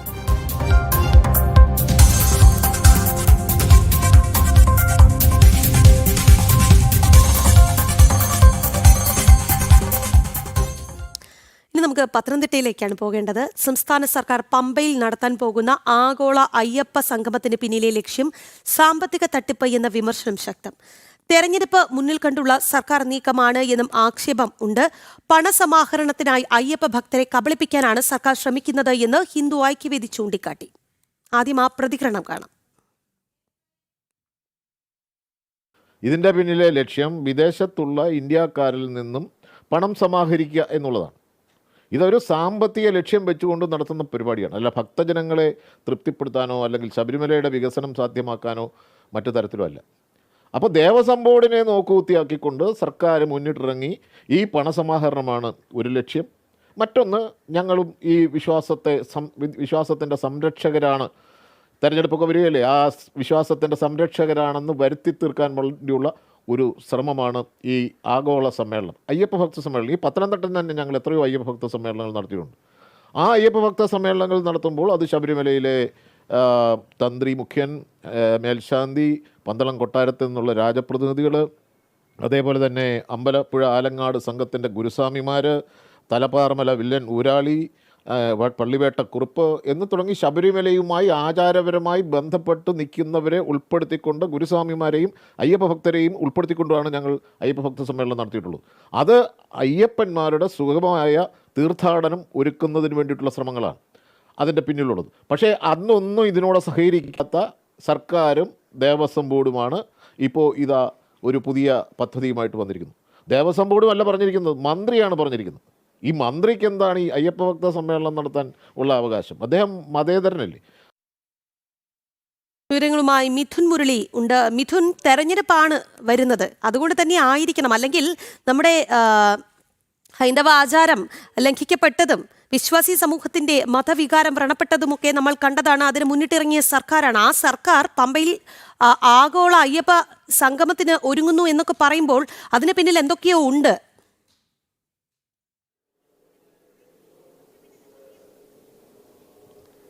രാഗി, ശബരിമല യുവതി പ്രവേശനവുമായി ബന്ധപ്പെട്ട് ആചാര അനുഷ്ഠാനങ്ങൾ ലംഘിക്കാൻ സർക്കാർ മുൻകൈയെടുത്തതും ഇടത് സർക്കാർ അത്തരത്തിലുള്ള നീക്കങ്ങൾ നടത്തിയത് വിശ്വാസികളിൽ ഉണ്ടാക്കിയ മുറിവും എല്ലാം ഓർമ്മപ്പെടുത്തിക്കൊണ്ടാണ് സർക്കാർ ഇപ്പോൾ നടത്താൻ പോകുന്ന ആഗോള അയ്യപ്പ സംഗമത്തിന് പിന്നിലെ പൊള്ളത്തരം ഹിന്ദു ഐക്യവേദി തുറന്നു കാട്ടുന്നത്. നിരവധി ഭക്തജനങ്ങളെ ആചാര അനുഷ്ഠാനങ്ങൾ ലംഘിക്കാൻ വേണ്ടി മുൻകൈയെടുത്തുകൊണ്ട് നിരവധി ഭക്തജനങ്ങളെ ജയിലിലടച്ച് കള്ളക്കേസുകൾ ചാർത്തി ഇവർക്കെതിരെ കൊടിയ പീഡനങ്ങൾ നടത്തിയ സംസ്ഥാന സർക്കാർ, ഇടത് സർക്കാർ ഇത്തരത്തിലുള്ള ഒരു നീക്കം നടത്തുന്നതിന് പിന്നിൽ സാമ്പത്തിക നേട്ടം മാത്രമാണ് ലക്ഷ്യം എന്നുള്ളതാണ് ഹൈന്ദവ സംഘടനകൾ ചൂണ്ടിക്കാണിക്കുന്നത്. ഹിന്ദു ഐക്യവേദി ചൂണ്ടിക്കാണിക്കുന്നു, ഇതിന് പിന്നിൽ സാമ്പത്തിക നേട്ടമാണ് സർക്കാർ ഉദ്ദേശം.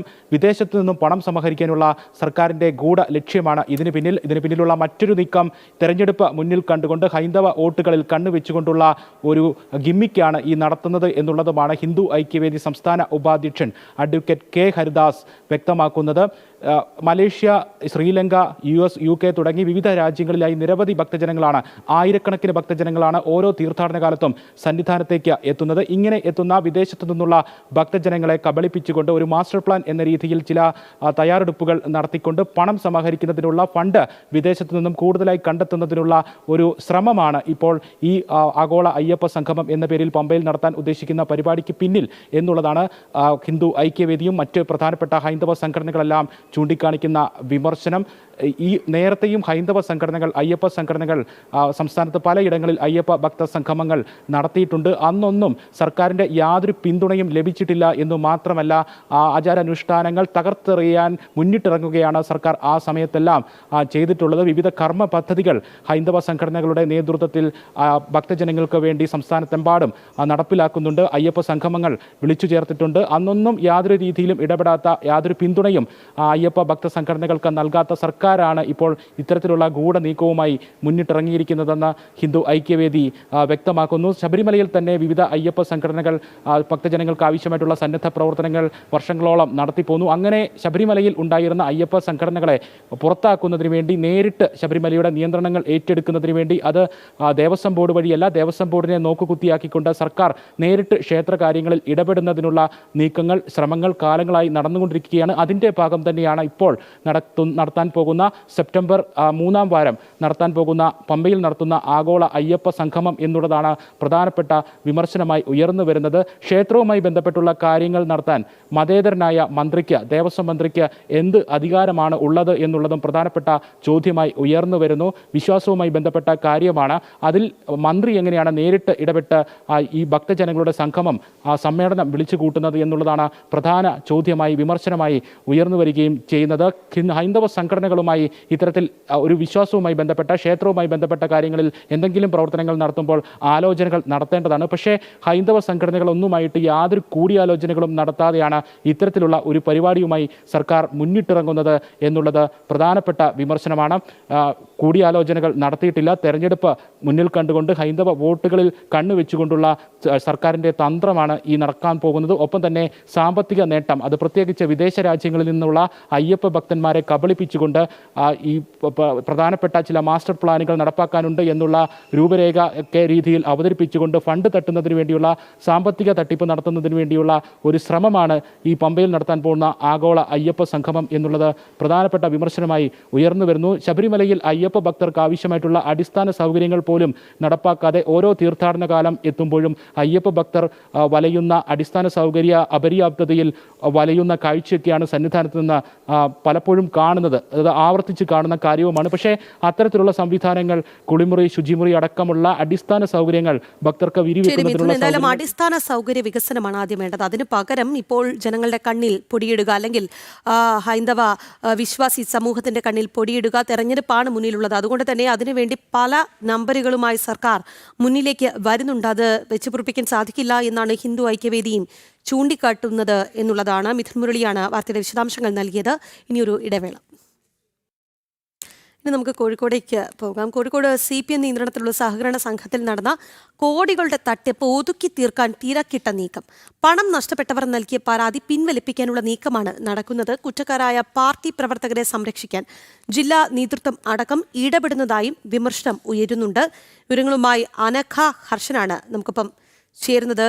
അനഘ, ഈ CPM നിയന്ത്രണത്തിലുള്ള സഹകരണ സംഘത്തിലെ തട്ടിപ്പ് നമുക്കതൊരു പുതുമയുള്ള കാര്യമൊന്നും അല്ലാതായി മാറിയിരിക്കുന്നു. എന്തായാലും ഇപ്പോൾ അവിടെ, അതായത് കോഴിക്കോട് കേന്ദ്രീകരിച്ച് നടക്കുന്ന ആ തട്ടിപ്പ് എന്താണ് അനഘ?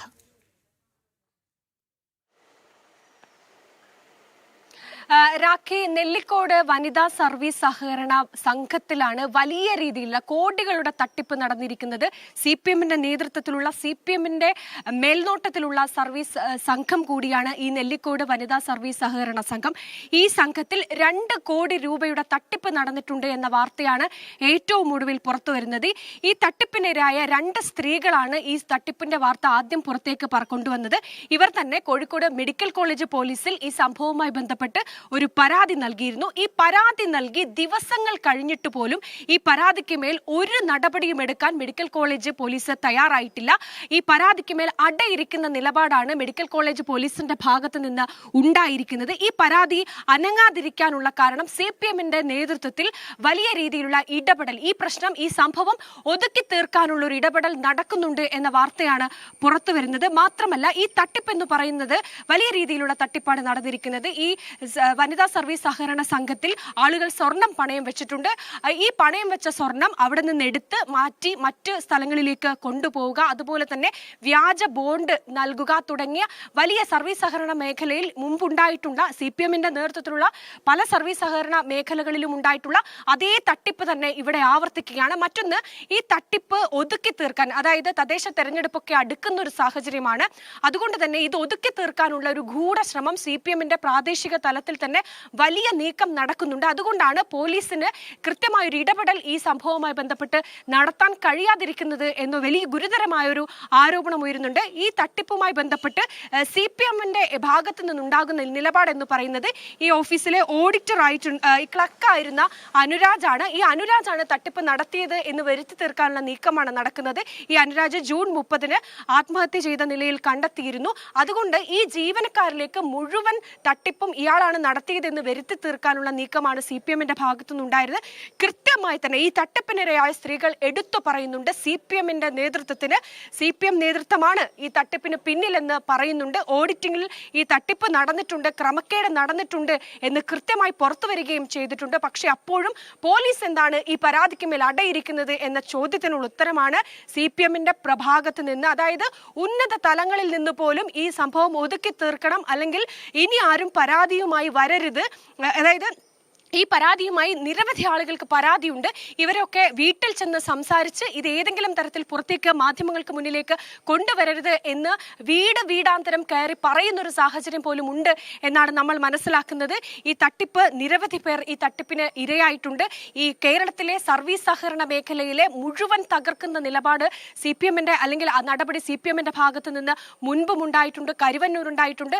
അങ്ങനെ ഉണ്ടായിട്ടുള്ള ഒരു അടുത്തൊരു തട്ടിപ്പാണ്, അല്ലെങ്കിൽ അടുത്തൊരു ചതിയാണ് ഉണ്ടായിരിക്കുന്നത് ഈ നെല്ലിക്കോട് വനിതാ സർവീസ് സഹകരണ സംഘത്തിൽ ഉണ്ടായിരിക്കുന്നത്. എന്തായാലും ഇത് സംഭവവുമായി ബന്ധപ്പെട്ട് വരും ദിവസങ്ങളിൽ കൂടുതൽ പേർ ഈ തട്ടിപ്പിനിരയായവർ മാധ്യമങ്ങൾക്ക് മുന്നിൽ പുറത്തു വരും എന്നതാണ്. അല്ലെങ്കിൽ ഒരു തരത്തിൽ ഇവരുടെയൊക്കെ പണം നൽകി, അല്ലെങ്കിൽ മറ്റേതെങ്കിലും തരത്തിൽ ഭീഷണിപ്പെടുത്തിയടക്കം ഇവരുടെ വായടപ്പിക്കാനുള്ള ശ്രമവും CPMന്റെ പ്രാദേശിക തലത്തിൽ ഉണ്ടാകുന്നുണ്ട്. രാഖി, ശരിയാണ്. കോഴിക്കോട് CPM നിയന്ത്രണത്തിലുള്ള സഹകരണ സംഘത്തിൽ നടന്ന കോടികളുടെ തട്ടിപ്പ് ഒതുക്കി തീർക്കാൻ തിരക്കിട്ട നീക്കം നടക്കുന്നു എന്ന ആക്ഷേപം ഉയരുകയാണ്. പണം നഷ്ടപ്പെട്ടവർ നൽകിയ പരാതി പിൻവലിപ്പിക്കാനുള്ള നീക്കമാണ് നടന്നുവരുന്നത്. കുറ്റക്കാരായ പാർട്ടി പ്രവർത്തകരെ സംരക്ഷിക്കാൻ ജില്ലാ നേതൃത്വം അടക്കം ഇടപെടുന്നതായും വിമർശനം ഉണ്ട്. അനഘ ഹർഷനാണ് വാർത്തയുടെ വിശദാംശങ്ങൾ നൽകിയത്. ഇനി നമുക്ക് തിരുവനന്തപുരത്തേക്കാണ് പോകേണ്ടത്. നിർബന്ധിത മതപരിവർത്തനം ഹൈന്ദവ സമാജം നേരിടുന്ന കനത്ത വെല്ലുവിളിയെന്ന് വിശ്വ ഹിന്ദു പരിഷത്ത് അഖില ഭാരതീയ ജോയിന്റ് ജനറൽ സെക്രട്ടറി സ്ഥാണുമലയൻ. ഛത്തീസ്ഗഡിലെ വിഷയം രാഷ്ട്രീയ ആയുധമാക്കിയതിന് പിന്നിലും ഗൂഢാലോചന ഉണ്ട്. വെല്ലുവിളികളെ ഹൈന്ദവ സമൂഹം ഒറ്റക്കെട്ടായി നേരിടുമെന്നും സ്ഥാണുമലയൻ ജനം ടിവിയോട് പറഞ്ഞു. കേരളത്തിൽ രാഷ്ട്രീയ കാര്യം നടത്താൻ വേണ്ടിയിട്ട് ഈ വിഷയങ്ങൾ നടത്തുന്നുള്ളതാണ് നമ്മുടെ അഭിപ്രായം. വിശ്വ ഹിന്ദു പരിഷത്തിൻ്റെ സ്ഥാപനവും അതിൻ്റെ ഉദ്ദേശം തന്നെ ഹിന്ദു സമാജത്തിനെ ബലപ്പെടുത്തുകയും ഹിന്ദു സമാജത്തിനെ രക്ഷിക്കുക എന്നുള്ളതാണ്. അതുകൊണ്ട് ഇവിടെ നടക്കുന്നത് ഒരു രാഷ്ട്രീയ കളി എന്നുള്ളതാണ് വിശ്വ ഹിന്ദു പരിഷത്ത് പറയാനുള്ളത്. അതുവരെ എല്ലാ കാലഘട്ടത്തിലും ചെയ്യും. അതിനിവിടുത്തെ ഇടത് വലത് എല്ലാ വിഷയങ്ങളും അവർ നടത്തുന്നുണ്ട്. ഈ വിഷയം പറയുന്ന ക്രിസ്ത്യാനികൾ ഒരു കുറച്ച് സമയം ഈ രാഷ്ട്രീയക്കാരൊക്കെ ചേർന്ന് ഒന്ന് പാകിസ്ഥാനിലോ ബംഗ്ലാദേശിലോ അവിടെ പോയിട്ട് ഇസ്ലാമിക രാഷ്ട്രത്തിലോ ക്രിസ്ത്യാനികൾ ചെയ്യുന്നതിനൊന്ന് സംസാരിച്ചാൽ അതിനുശേഷം ഉത്തരം പറയുന്നതായിരിക്കും നല്ലത്. ഇവിടെ രാഷ്ട്രീയത്തിന് വേണ്ടിയിട്ടാണ് ഇവർ ചെയ്യുന്നതെന്നാണ് എൻ്റെ അഭിപ്രായം. അതെ, അതിന് കാരണം ഇവിടുത്തെ കമ്മ്യൂണിസ്റ്റ് പാർട്ടി ഉണ്ടാക്കിയ ഒരു പ്രതലമുണ്ട്. ഈശ്വരവിശ്വാസത്തിനെ എതിർക്കുന്നവർ ഇവരാരും തന്നെ ഇസ്ലാമിനെയോ ക്രിസ്ത്യാനികളെ എതിർത്ത് സംസാരിക്കുന്നില്ല. ഇവർ മുഴുവനും ഹിന്ദു സമാജത്തിനെ ഇല്ലാതാക്കാൻ വേണ്ടിയിട്ടുള്ള ഒരു വേൾഡ് അജണ്ടയുടെ പിന്നിൽ പ്രവർത്തിക്കുന്നതാണ്. അതുകൊണ്ട് അതിന് ധാരാളം വിഷയത്തിലുള്ള ധനസഹായം, അതിനുള്ള നെറേറ്റീവ്സ്, അവരുടെ പാഠപദ്ധതികൾ, ഇതെല്ലാം അതിനകത്തുള്ളതാണ്. കേരളത്തിൽ മതപരിവർത്തനത്തിൻ്റെ ഉദ്ദേശം പറയുകയാണെങ്കിൽ ഇപ്പോൾ ഉള്ള സർക്കാർ പോലും വിദ്യാഭ്യാസ സ്ഥാപനങ്ങളുടെ സമയപരിധി മാറ്റുന്നതൊക്കെ കൂടെ ഇതിൻ്റെ പിന്നിലുള്ള അജണ്ടയാണ്. അതുകൊണ്ട് അവരുടെ അജണ്ട വളരെ കാലം നീണ്ടു നിൽക്കില്ല. ഹിന്ദു സമാജം തിരിച്ചറിയുന്ന ഒരു കാലഘട്ടം വരും, അപ്പോൾ ശരിയാവും. വാർത്തയുടെ വിവരങ്ങളുമായി അഖിൽ പാലോട്ടുമടമാണ് ചേരുന്നത്. അഖിൽ, വളരെ ഗുരുതരമായ വസ്തുതയാണ് VHP ചൂണ്ടിക്കാട്ടുന്നത്. അതായത് ഈ നിർബന്ധിത മതപരിവർത്തനം ഹൈന്ദവ സമാജം നേരിടുന്ന കനത്ത വെല്ലുവിളി, വലിയ പ്രതിസന്ധി ഉണ്ടാക്കുന്നു എന്ന് അദ്ദേഹം ചൂണ്ടിക്കാട്ടുന്നുണ്ട്. എന്തൊക്കെയാണ് കൂടുതൽ വിവരങ്ങൾ? രാഖി, കഴിഞ്ഞ 3 ദിവസമായി, അതായത് ഇന്ന് സമാപിക്കുന്ന വിശ്വ ഹിന്ദു പരിഷത്തിൻ്റെ കേരള സംസ്ഥാന സമ്മേളനം വാർഷിക ബൈഠക്കിൻ്റെ ഭാഗമായിട്ട് കേരളത്തിലെത്തിയ വിശ്വ ഹിന്ദു പരിഷത്തിൻ്റെ അഖില ഭാരതീയ ജോയിൻറ്റ് സെക്രട്ടറിയാണ് താണുമാലിജി. തമിഴ്നാട് സ്വദേശിയാണ്. അദ്ദേഹമാണ് നമ്മളോടൊപ്പം ഇപ്പോൾ പ്രതികരിച്ചത്. അദ്ദേഹം പറഞ്ഞതാണ്, കേരളത്തിലല്ല സൗത്ത് ഇന്ത്യയിൽ ഒന്നടങ്കം വലിയ രീതിയിലുള്ള മതപരിവർത്തനം നടക്കുന്നുണ്ട്. ആ മതപരിവർത്തനത്തിന് എതിരെ നിൽക്കുക, അല്ലെങ്കിൽ ആ മതപരിവർത്തനത്തിന് ഇരയാക്കപ്പെടുന്ന ഹിന്ദു സമൂഹത്തെ സംഘടിതമായി അവർക്കൊപ്പം നിൽക്കുക എന്നുള്ളത് തന്നെയാണ് വിശ്വ ഹിന്ദു പരിഷത്തിൻ്റെ സംഘടനാപരമായിട്ടുള്ള പ്രവർത്തനം എന്ന് തന്നെയാണ് അദ്ദേഹം നമ്മളോട് ചൂണ്ടിക്കാട്ടുന്നത്. അദ്ദേഹം ചോദിച്ചത് ഒരു പ്രധാനപ്പെട്ട കാര്യം, ഹിന്ദു സമൂഹത്തെ മാത്രം ചൂണ്ടിക്കാട്ടിക്കൊണ്ട് എന്തുകൊണ്ടാണ് ഇത്തരത്തിലൊരു സംഘടിതമായ മതപരിവർത്തനം നടത്തുന്നത്? മുസ്ലിം മെജോറിറ്റിയുള്ള സ്ഥലങ്ങളിൽ പോലും, അല്ലെങ്കിൽ ബംഗ്ലാദേശും പാകിസ്ഥാൻ പോലുള്ള രാജ്യങ്ങളിൽ പോലും ഈ സുവിശേഷകർ പോകുന്നില്ല, അവിടെ മതപരിവർത്തനത്തിന് നേതൃത്വം നൽകുന്നില്ല, അത്തരത്തിലുള്ള പ്രവർത്തനങ്ങളിൽ ഇടപെടുന്നില്ല എന്ന ഒരു ആരോപണം കൂടി അദ്ദേഹം ഉന്നയിക്കുന്ന ഒരു സാഹചര്യമുണ്ടായിരുന്നു. എന്തായാലും അദ്ദേഹം പറയുന്ന മറ്റു ചില കാര്യങ്ങൾ കൂടിയുണ്ട്. ഒരു പ്രധാനപ്പെട്ട ചില കാര്യങ്ങൾ എന്ന് പറയുന്നത് തന്നെ ഹിന്ദു സമൂഹത്തെ ഇല്ലാതാക്കുക എന്ന ഒരു അജണ്ട കേരളത്തിൽ ഇടതുപക്ഷവും അതിന് കൂട്ടുപിടിക്കുന്ന ഒരു രീതി വലതുപക്ഷ മുന്നണിയും നടപ്പിലാക്കി പോകുന്നു എന്നൊരു ആരോപണം കൂടി അദ്ദേഹം മുന്നോട്ട് വയ്ക്കുന്നുണ്ട്. അതിൻ്റെ ഭാഗമാണ് നിർബന്ധിതമായ മതപരിവർത്തനത്തെ ഇവരെല്ലാവരും അംഗീകരിക്കുകയും അതിനെ പ്രോത്സാഹിപ്പിക്കുകയും ചെയ്യുന്നതും എന്നതാണ് അദ്ദേഹം ചൂണ്ടിക്കാട്ടുന്നത്. വിശ്വ ഹിന്ദു പരിഷത്ത് എന്ന് പറയുന്നത് ലോകത്തിലെ ഹിന്ദുക്കളുടെ ഹിതമനുസരിച്ച് പ്രവർത്തിക്കുക എന്ന ഒരു സംഘടനയാണ്. ആ സംഘടനയുടെ പ്രവർത്തനം എന്ന നിലയ്ക്ക് കേരളത്തിലടക്കം സൗത്ത് ഇന്ത്യയിലും ഭാരതമെമ്പാടും ഇത്തരത്തിലുള്ള മതപരിവർത്തനം നടക്കുന്നുണ്ട് എങ്കിൽ ആ മതപരിവർത്തനത്തിനെ ശക്തമായ രീതിയിൽ തന്നെ നേരിടുക എന്ന ലക്ഷ്യം ഉണ്ട് എന്ന് അദ്ദേഹം ചൂണ്ടിക്കാട്ടുന്നുണ്ട്. അതോടൊപ്പം തന്നെ അദ്ദേഹം പറഞ്ഞതാണ്, കേരളത്തിൽ ചട്ടമ്പി സ്വാമിയും ചേങ്കോട്ടുകുണം സ്വാമി അടക്കമുള്ള സന്യാസി വര്യന്മാർ, സന്യാസി ശ്രേഷ്ഠന്മാർ മതപരിവർത്തനത്തിന് എതിരെ പോരാടി നിന്നവരാണ്. അവർ മതപരിവർത്തനത്തിന് എതിരെ നിന്നവരാണ്. അവരാണ് ഈ സംഘടനയുടെ വിശ്വ ഹിന്ദു പരിഷത്തിൻ്റെ ആത്മീയ ഗുരുദേവന്മാരായി ആചരിക്കുന്നത്. അതുകൊണ്ട് തന്നെ വീണ്ടും ഇത്തരത്തിലുള്ള നടപടിക്രമങ്ങൾ കേരളത്തിലുണ്ടായാൽ അതിനെ എതിർക്കും എന്നുള്ള ഒരു കാര്യം തന്നെയാണ് അഖില ഭാരതീയ അധികാരി കൂടിയായ താണുമാലിജി നമ്മളോട് പ്രതികരിച്ചിട്ടുള്ളത്. അദ്ദേഹം ചൂണ്ടിക്കാട്ടിയ മറ്റൊരു കാര്യം കൂടിയുണ്ട്. ഛത്തീസ്ഗഡ് വിഷയം അദ്ദേഹം ചൂണ്ടിക്കാട്ടുന്നുണ്ട്. ഛത്തീസ്ഗഡിൽ ഉണ്ടായത് നിയമപരമായി എന്താണ് അവിടെ ഉണ്ടായത് എന്നുള്ള കാര്യം അത് അവിടെ തന്നെ പരിശോധിക്കേണ്ട ഒരു കാര്യമാണ്. അവിടുത്തെ പോലീസ് സംവിധാനവും അവിടുത്തെ സർക്കാർ സംവിധാനവും എല്ലാം തന്നെ അത് പരിശോധിച്ച് നോക്കേണ്ടതാണ്. അതിൽ രാഷ്ട്രീയമായ ചില ഇടപെടലുകൾ നടത്തുന്നത് രാഷ്ട്രീയ അജണ്ടയോടുകൂടി മാത്രമാണ്, രാഷ്ട്രീയ മുതലെടുപ്പിന് വേണ്ടി മാത്രമാണ് ആ കാര്യത്തെ നോക്കിക്കാണുന്നത്. രാഷ്ട്രീയ ആയുധമാക്കി ഛത്തീസ്ഗഡ് വിഷയത്തെ ചൂണ്ടിക്കാട്ടാൻ വേണ്ടി ചിലർ ശ്രമിക്കുന്നുണ്ട്, ചില രാഷ്ട്രീയ പാർട്ടികൾ ശ്രമിക്കുന്നുണ്ട് എന്നുകൂടി അദ്ദേഹം ചൂണ്ടിക്കാട്ടുന്നുണ്ട്. എന്തായാലും ഇന്നാണ് വിശ്വ ഹിന്ദു പരിഷത്തിൻ്റെ സംസ്ഥാന വാർഷിക ബൈഠക്ക് സമ്മേളനം അവസാനിക്കുന്നത്. ഞാൻ നിൽക്കുന്നത് ആ സമ്മേളന നഗരിയിലാണ്. എന്തായാലും ആ സമ്മേളനം കൂടി കഴിയുമ്പോൾ കുറച്ചുകൂടി ശക്തമായ രീതിയിലുള്ള ഹൈന്ദവ പോരാട്ടങ്ങൾക്കുള്ള ചില നിലപാടുകൾ കൂടി ഉണ്ടാകുമെന്ന് തന്നെയാണ് നമുക്ക് ഈ ഘട്ടത്തിൽ പ്രതീക്ഷിക്കാൻ കഴിയുന്നത്. രാഹി. ശരി അഖിൽ, നിർബന്ധിത മതപരിവർത്തനം ഹൈന്ദവ സമാജം നേരിടുന്ന കനത്ത വെല്ലുവിളിയെന്നാണ് VHP ചൂണ്ടിക്കാട്ടുന്നത്. വിശ്വ ഹിന്ദു പരിഷത്ത് അഖില ഭാരതീയ ജോയിന്റ് ജനറൽ സെക്രട്ടറി താണുമലയനാണ് ഇക്കാര്യം ചൂണ്ടിക്കാട്ടുന്നത്. ഛത്തീസ്ഗഡിലെ വിഷയം രാഷ്ട്രീയ ആയുധമാക്കിയതിന് പിന്നിൽ ഗൂഢാലോചന ഉണ്ട്. വെല്ലുവിളികളെ ഹൈന്ദവ സമൂഹം ഒറ്റക്കെട്ടായി നേരിടുമെന്നും താണുമലയൻ ജനം ടിവിയോട് പറഞ്ഞു. വാർത്തയുടെ വിശദാംശങ്ങൾ നൽകിയത് അഖിൽ പാലോട്ടുമടമാണ് തിരുവനന്തപുരത്ത് നിന്ന്. ഇനിയൊരു ഇടവേള. സംസ്കൃതം സംസ്കൃതിച്ച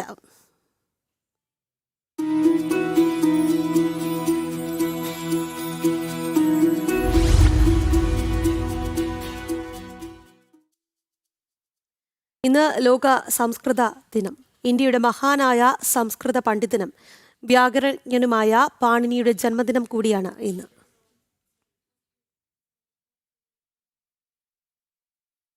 ഭാഷാസു മുഖ്യ മധുര ദിവ്യ ഗീർവാണ ഭാരതി. ഭാഷകളുടെ കുലഗുരുവായ സംസ്കൃത ഭാഷയ്ക്ക് വേദ പൈതൃകത്തിന് ഇന്ന് സവിശേഷ ദിനം. ഭാരതീയ ഭാഷ, സംസ്കൃതി, വേദജ്ഞാനം, ശാസ്ത്രം, സാഹിതി, കല, ലിപിജ്ഞാനം എന്നിവയിലൂടെ പാരമ്പര്യങ്ങളെ ഓർമ്മിപ്പിക്കുകയാണ് ഈ ദിനം കൊണ്ട് ലക്ഷ്യമാക്കുന്നത്. സംസ്കൃത ഭാഷയുടെ പ്രാധാന്യത്തെയും മഹത്തായ ചരിത്രത്തെയും ഭാവിയെയും കുറിച്ച് സാമാന്യ ജനങ്ങളിൽ അവബോധം സൃഷ്ടിക്കുകയും പ്രചരിപ്പിക്കുകയും ചെയ്യാൻ സംസ്കൃത ദിനാചരണം ലക്ഷ്യമിടുന്നു. പൗരാണിക ഭാരതീയ വേദേതിഹാസങ്ങളുടെ പ്രാഥമിക ഭാഷയായി, ഭാഷകളുടെ മാതാവായി പൂർവസൂരികൾ സംസ്കൃതത്തെ മാനിക്കുന്നു. ആഗോളതലത്തിൽ ഭാരതീയ മൂല്യങ്ങൾ, ഇതിഹാസങ്ങൾ, ക്ലാസിക്കുകൾ എന്നിവ നിലനിർത്തുന്നതിന് ദിനാചരണം കൊണ്ട് സാധിക്കുന്നതാണ്. 1969 സംസ്കൃത ദിനാചരണം ആരംഭിച്ചത്. പിന്നീടങ്ങോട്ട് എല്ലാ വർഷവും ശ്രാവണ പൗർണമി സംസ്ഥാന സർക്കാരുകൾക്കും കേന്ദ്ര സ്ഥാപനങ്ങൾക്കും സംസ്കൃത ദിനമായി ആചരിക്കാൻ ഭാരത സർക്കാരിന്റെ വിദ്യാഭ്യാസ മന്ത്രാലയത്തിന്റെ നിർദ്ദേശവും വന്നു. ഇന്ത്യയുടെ മഹാനായ സംസ്കൃത പണ്ഡിതനും വൈയാകരണനുമായ പാണിനിയുടെ ജന്മദിനം കൂടിയാണിന്ന്. സംസ്കൃതം ജീവഭാഷയെന്ന് ഉറപ്പിക്കേണ്ട ഈ കാലത്ത് ജനം TV അതുയർത്തിപ്പിടിക്കുന്നു. ചാനൽ മിഴി തുറന്ന നാൾ മുതൽ ഇതുവരെ മുടക്കമില്ലാതെ സംസ്കൃത വാർത്ത ജനങ്ങൾക്ക് മുന്നിൽ അവതരിപ്പിക്കുന്നുണ്ട് ഞങ്ങൾ.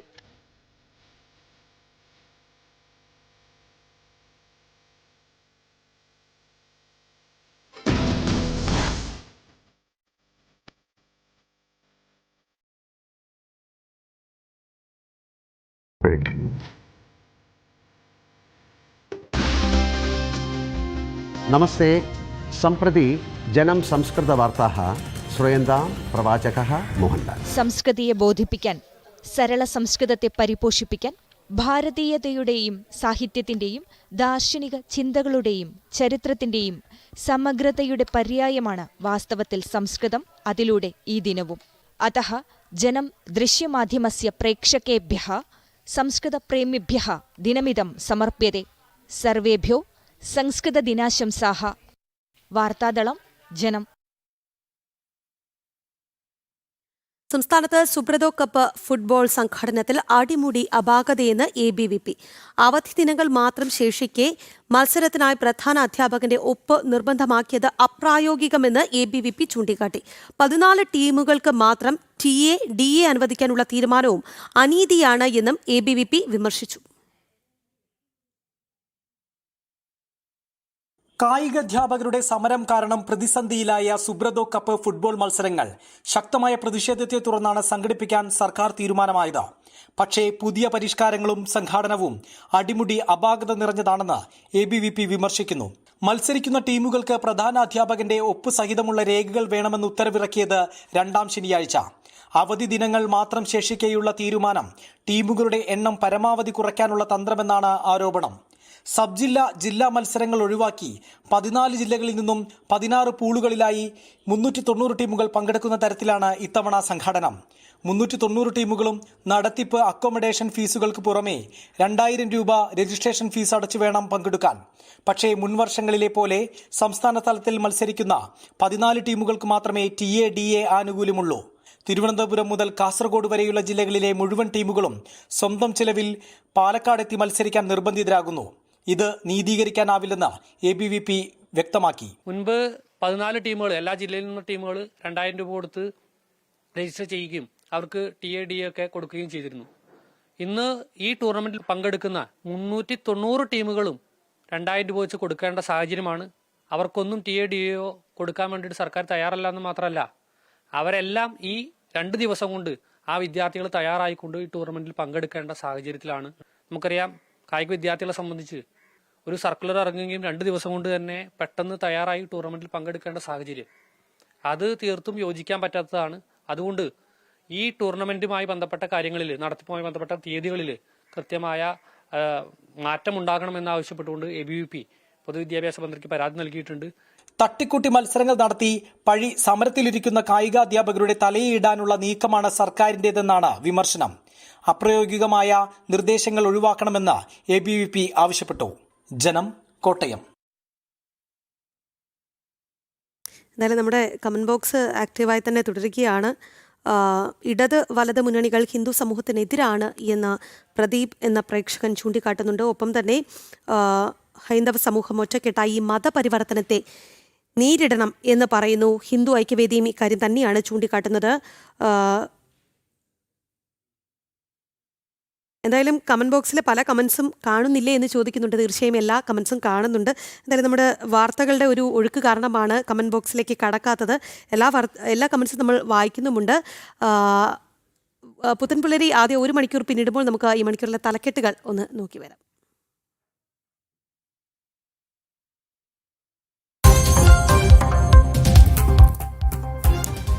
കോഴിക്കോട് കൊടുവള്ളി കേന്ദ്രീകരിച്ചുള്ള മുസ്ലിം സംഘടന കൊരൂൽ തൊരൂഖത്തിനെ കുറിച്ചുള്ള ഞെട്ടിക്കുന്ന വിവരങ്ങൾ പുറത്ത്. അന്യമതസ്ഥരുമായി ബന്ധം പാടില്ല തുടങ്ങി വിചിത്ര വിശ്വാസങ്ങൾ. മനുഷ്യാവകാശ കമ്മീഷൻ കേസ് എടുത്തിട്ടും പ്രവർത്തനം തുടർന്ന് സംഘടന.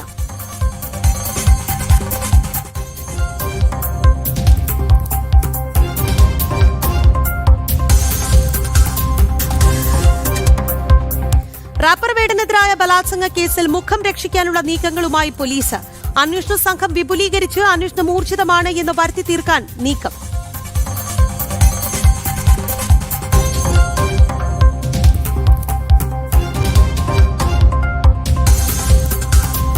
വീണ്ടും വിവാദ ചുഴിയിൽ CPM. MV ഗോവിന്ദൻ ജോൾസിനെ കണ്ട സംഭവത്തിൽ നേതാക്കൾക്കിടയിൽ ഭിന്നത. CPM സംസ്ഥാന സമിതിയിൽ രൂക്ഷ വിമർശനം.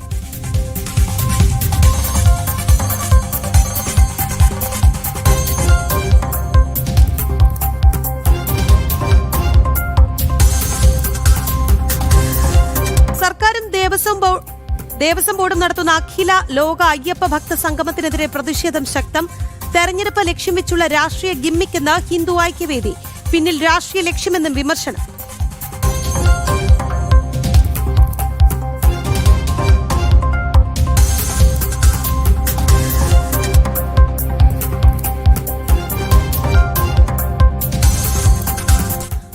നിർബന്ധിത മതപരിവർത്തനം ഹൈന്ദവ സമാജം നേരിടുന്ന കനത്ത വെല്ലുവിളിയെന്ന് വിശ്വ ഹിന്ദു പരിഷത്ത്. ഛത്തീസ്ഗഡ് വിഷയം രാഷ്ട്രീയ ആയുധമാക്കിയതിന് പിന്നിൽ ഗൂഢാലോചനയെന്ന് VHP അഖില ഭാരതീയ ജോയിന്റ് ജനറൽ സെക്രട്ടറി സ്ഥാണുമലയൻ. വെല്ലുവിളികളെ ഹൈന്ദവ സമൂഹം ഒറ്റക്കെട്ടായി നേരിടുമെന്നും സ്ഥാണുമലയൻ ജനം ടിവിയോട് പറഞ്ഞു.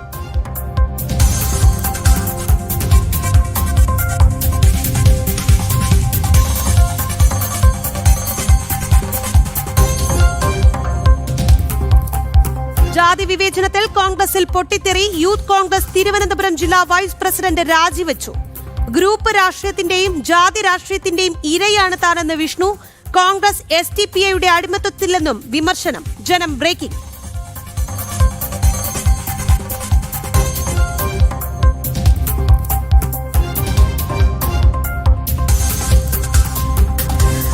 താരിഫ് വിഷയത്തിൽ അമേരിക്കയ്ക്ക് വൻ തിരിച്ചടി. ട്രംപിന്റെ നയങ്ങളിൽ പ്രതിഷേധവുമായി ലോകരാജ്യങ്ങൾ. US നിർമ്മിത യുദ്ധവിമാനങ്ങൾ വാങ്ങാനുള്ള തീരുമാനത്തിൽ നിന്ന് പിന്മാറി സ്പെയിനും സ്വിറ്റ്സർലൻഡും.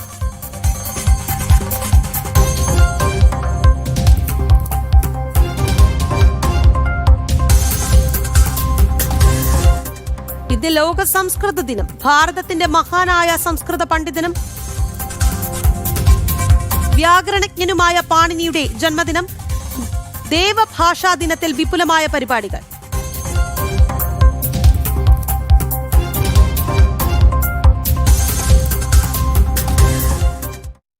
ഇനി നമ്മൾ കൊച്ചിയിലേക്കാണ് പോകുന്നത്. റാപ്പർ വേടൻ ഇപ്പോഴും ഒളിവിലാണ് എന്നുള്ള കാര്യം പ്രേക്ഷകരെ ഓർമ്മിപ്പിക്കേണ്ടതില്ല. എന്തുകൊണ്ടോ പോലീസിന് വേടനെ പിടികൂടാൻ സാധിക്കുന്നില്ല എന്നാണ് വരുത്തി തീർക്കുന്നത്. എന്തായാലും ബലാത്സംഗ കേസിൽ മുഖം രക്ഷിക്കാനുള്ള ഒരു നീക്കമാണ് ഇപ്പോൾ പോലീസ് നടത്തി വരുന്നത്. ഇതുവരെ വേടന് സംരക്ഷണം തുടർന്ന പോലീസ് അന്വേഷണ സംഘത്തെ വിപുലീകരിച്ച് അന്വേഷണം ഊർജിതമാണ് എന്ന് വരുത്താനുള്ള നീക്കത്തിലാണ് എന്നുള്ളതാണ് ശ്രദ്ധേയം. അന്വേഷണ സംഘത്തെ 2 ടീമുകളായി അയൽ സംസ്ഥാനങ്ങളിലേക്ക് അയച്ചിട്ടുണ്ട് എങ്കിലും അന്വേഷണം കാര്യക്ഷമമല്ല. വിവരങ്ങളുമായി ജിജീഷ് കരുണാകരനാണ് ചേരുന്നത്. ജിജീഷ്, ഈ റാപ്പർ വേടനെ പിടികൂടാൻ ഇത്രയും ദിവസം കിട്ടിയിട്ടും പോലീസിന് സാധിക്കുന്നില്ല. ഇപ്പോൾ 2 സംഘങ്ങളെയൊക്കെ അന്യസംസ്ഥാനത്തിലേക്ക് അയച്ചു എന്നാണ് പറയുന്നത്. രാഖി, പോലീസിനെ സംബന്ധിച്ചിടത്തോളം വലിയ ഒരു വീഴ്ച, അത് വീഴ്ചയെന്ന് മാത്രമല്ല മനഃപൂർവ്വമുള്ള ഒരു വീഴ്ച തന്നെയായിരുന്നു വേടനെ പിടികൂടുന്നതിൽ ഉണ്ടായിരുന്നത്. കാരണം 10 ദിവസങ്ങൾ പിന്നിട്ടിരിക്കുന്നു വേടനെതിരെ കേസെടുത്തിട്ട്, FIR രജിസ്റ്റർ ചെയ്തിട്ട്. എന്നാൽ ഇതുവരെ വേടൻ എവിടെയാണ് എന്ന് കണ്ടെത്താൻ, ചെറിയ കേസുകളിൽ പോലും വലിയ തോതിൽ ഊർജിതമായ അന്വേഷണം നടത്തുന്നു. വാതിലുകൾ ചവിട്ടിപ്പൊളിച്ച് വീടിനകത്ത് കയറിപ്പോലും പ്രതികളെ പിടികൂടാൻ ശ്രമിക്കുകയും എല്ലാം ചെയ്യുന്ന അതേ പോലീസ് തന്നെയാണ് ഇത്ര ഗുരുതരമായ കുറ്റം ചെയ്തതായി ആരോപിക്കപ്പെടുന്ന, അതിൻ്റെ എന്നതിൻ്റെ പേരിൽ FIR രജിസ്റ്റർ ചെയ്യപ്പെട്ടിട്ടുള്ള ഒരാളെ സംരക്ഷിച്ച് കൊണ്ടുപോവുകയും ചെയ്തത്. ഏറ്റവും ഒടുവിൽ നിൽക്കക്കള്ളിയില്ലാത്ത ഒരു നിലയിലേക്ക് പോലീസ് വന്നിരിക്കുന്നു. അല്ലെങ്കിൽ ഭരണ സംവിധാനങ്ങൾ ആരാണോ പോലീസിന് ഇത്തരത്തിലുള്ള നിർദ്ദേശങ്ങൾ നൽകിയിരുന്നത് അവരും പോലീസും വലിയ നിൽക്കക്കള്ളിയില്ലാത്ത നിലയിലേക്ക് വന്നിരിക്കുന്നു. അങ്ങനെയാണ് ഇപ്പോൾ അന്വേഷണ സംഘത്തെ വിപുലീകരിച്ചുകൊണ്ട് വേടനായി തങ്ങൾ അന്വേഷണം ഊർജിതമാക്കുകയാണ് എന്നൊരു പ്രഖ്യാപനത്തിലേക്കും അതിനുള്ള നീക്കങ്ങളിലേക്കും പോലീസ് കടന്നിരിക്കുന്നത്. ഇതിന്റെ ഭാഗമായി 2 സംഘങ്ങളെയെല്ലാം പ്രത്യേകമായി രൂപീകരിച്ചുകൊണ്ട് അയൽ സംസ്ഥാനങ്ങളിലേക്ക് കർണാടകയിലേക്കും തമിഴ്നാട്ടിലേക്കും എല്ലാം അയച്ചിട്ടുണ്ട്. എങ്കിലും ഇവരും കാര്യക്ഷമമായ ഒരു അന്വേഷണത്തിലേക്ക് കടന്നിട്ടില്ല. കാരണം മുകളിൽ നിന്ന് വരുന്ന നിർദ്ദേശങ്ങൾ അനുസരിച്ച് അവിടെ നിന്ന് പറയുന്നതനുസരിച്ച് മാത്രം മുന്നോട്ട് പോവുക എന്നതാണ് പോലീസിന് ചെയ്യാൻ കഴിയുന്ന ഏക കാര്യമെന്ന് പറയുന്നത്. അതുകൊണ്ട് തന്നെ ഊർജിതമായ അന്വേഷണം നടത്തുകയും പോലീസിന്റെ മുഴുവൻ കാര്യക്ഷമതയും പുറത്തെടുക്കുകയും എല്ലാം ചെയ്താൽ വേടനെ പിടികൂടേണ്ടി വരും. ദിവസങ്ങൾക്കുള്ളിൽ വേടൻ പിടിയിലാകും. വളരെ പെട്ടെന്ന് തന്നെ വേടനെ ചോദ്യം ചെയ്യേണ്ടി വരും. വേടൻ പൊതുജന മധ്യത്തിൽ കൃത്യമായി തന്നെ എന്താണോ യഥാർത്ഥ വേടൻ അത് തുറന്നു കാണിക്കപ്പെടുകയും ചെയ്തു. അത് താല്പര്യമില്ലാത്ത ഒരു ഭരണകൂടം, പ്രത്യേകിച്ച് CPM-ഉം കോൺഗ്രസും എല്ലാം എല്ലാ ഘട്ടത്തിലും വേടനെ സംരക്ഷിക്കാൻ വലിയ വ്യഗ്രത പുലർത്തിപ്പോന്നിരുന്ന ആളുകളാണ്. ഏറ്റവും ആദ്യം ലഹരി കേസിൽ വേടൻ പിടികൂടപ്പെട്ടപ്പോഴും അതിനുശേഷം പുലിപ്പല്ല് കേസുമായി ബന്ധപ്പെട്ട് വനം വകുപ്പ് കേസ് എടുത്ത കാലഘട്ടത്തിൽ സമയത്തുമെല്ലാം തന്നെ അവിടെ സംരക്ഷിക്കാൻ വേടന് പിന്തുണയുമായി ഉണ്ടായിരുന്നത് CPM-ന്റെയും കോൺഗ്രസിന്റെയും നേതാക്കളാണ്. CPM സംസ്ഥാന സെക്രട്ടറി അടക്കം വേടൻ മുന്നോട്ട് വയ്ക്കുന്ന പ്രത്യയശാസ്ത്രം എന്ന് പറയുന്നത് തങ്ങളുടെ പ്രത്യയശാസ്ത്രമാണ്. തങ്ങളുടെ പ്രത്യയശാസ്ത്ര ആശയങ്ങൾ പിന്തുടരുന്ന ആളാണ് വേടൻ എന്ന ഹിരൺദാസ് മുരളി എന്ന് ആവർത്തിച്ച് പറഞ്ഞത് MV ഗോവിന്ദൻ തന്നെയായിരുന്നു. മാത്രമല്ല LDF-ന്റെ കൺവീനർ അടക്കം കൃത്യമായി വേടനെ പിന്തുണച്ചുകൊണ്ട് പരസ്യ പ്രസ്താവനകളിലൂടെയും മാധ്യമങ്ങളിലൂടെ നൽകിയ പ്രതികരണങ്ങളിലുമെല്ലാം തന്നെ വേടനെ സംരക്ഷിക്കുകയും ചെയ്തു.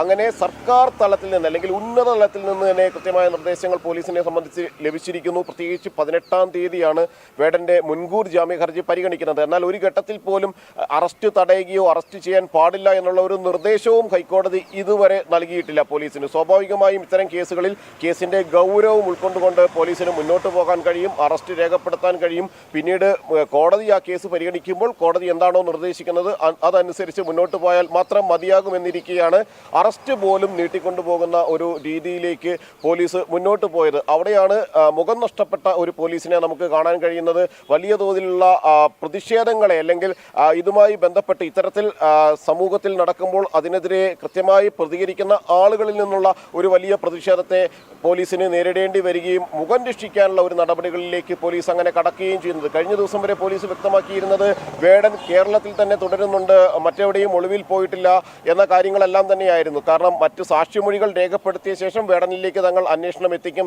ആദ്യം സാക്ഷിമൊഴികൾ രേഖപ്പെടുത്തട്ടെ എന്ന കാര്യമായിരുന്നു അന്വേഷണ സംഘം പറഞ്ഞിരുന്നത്.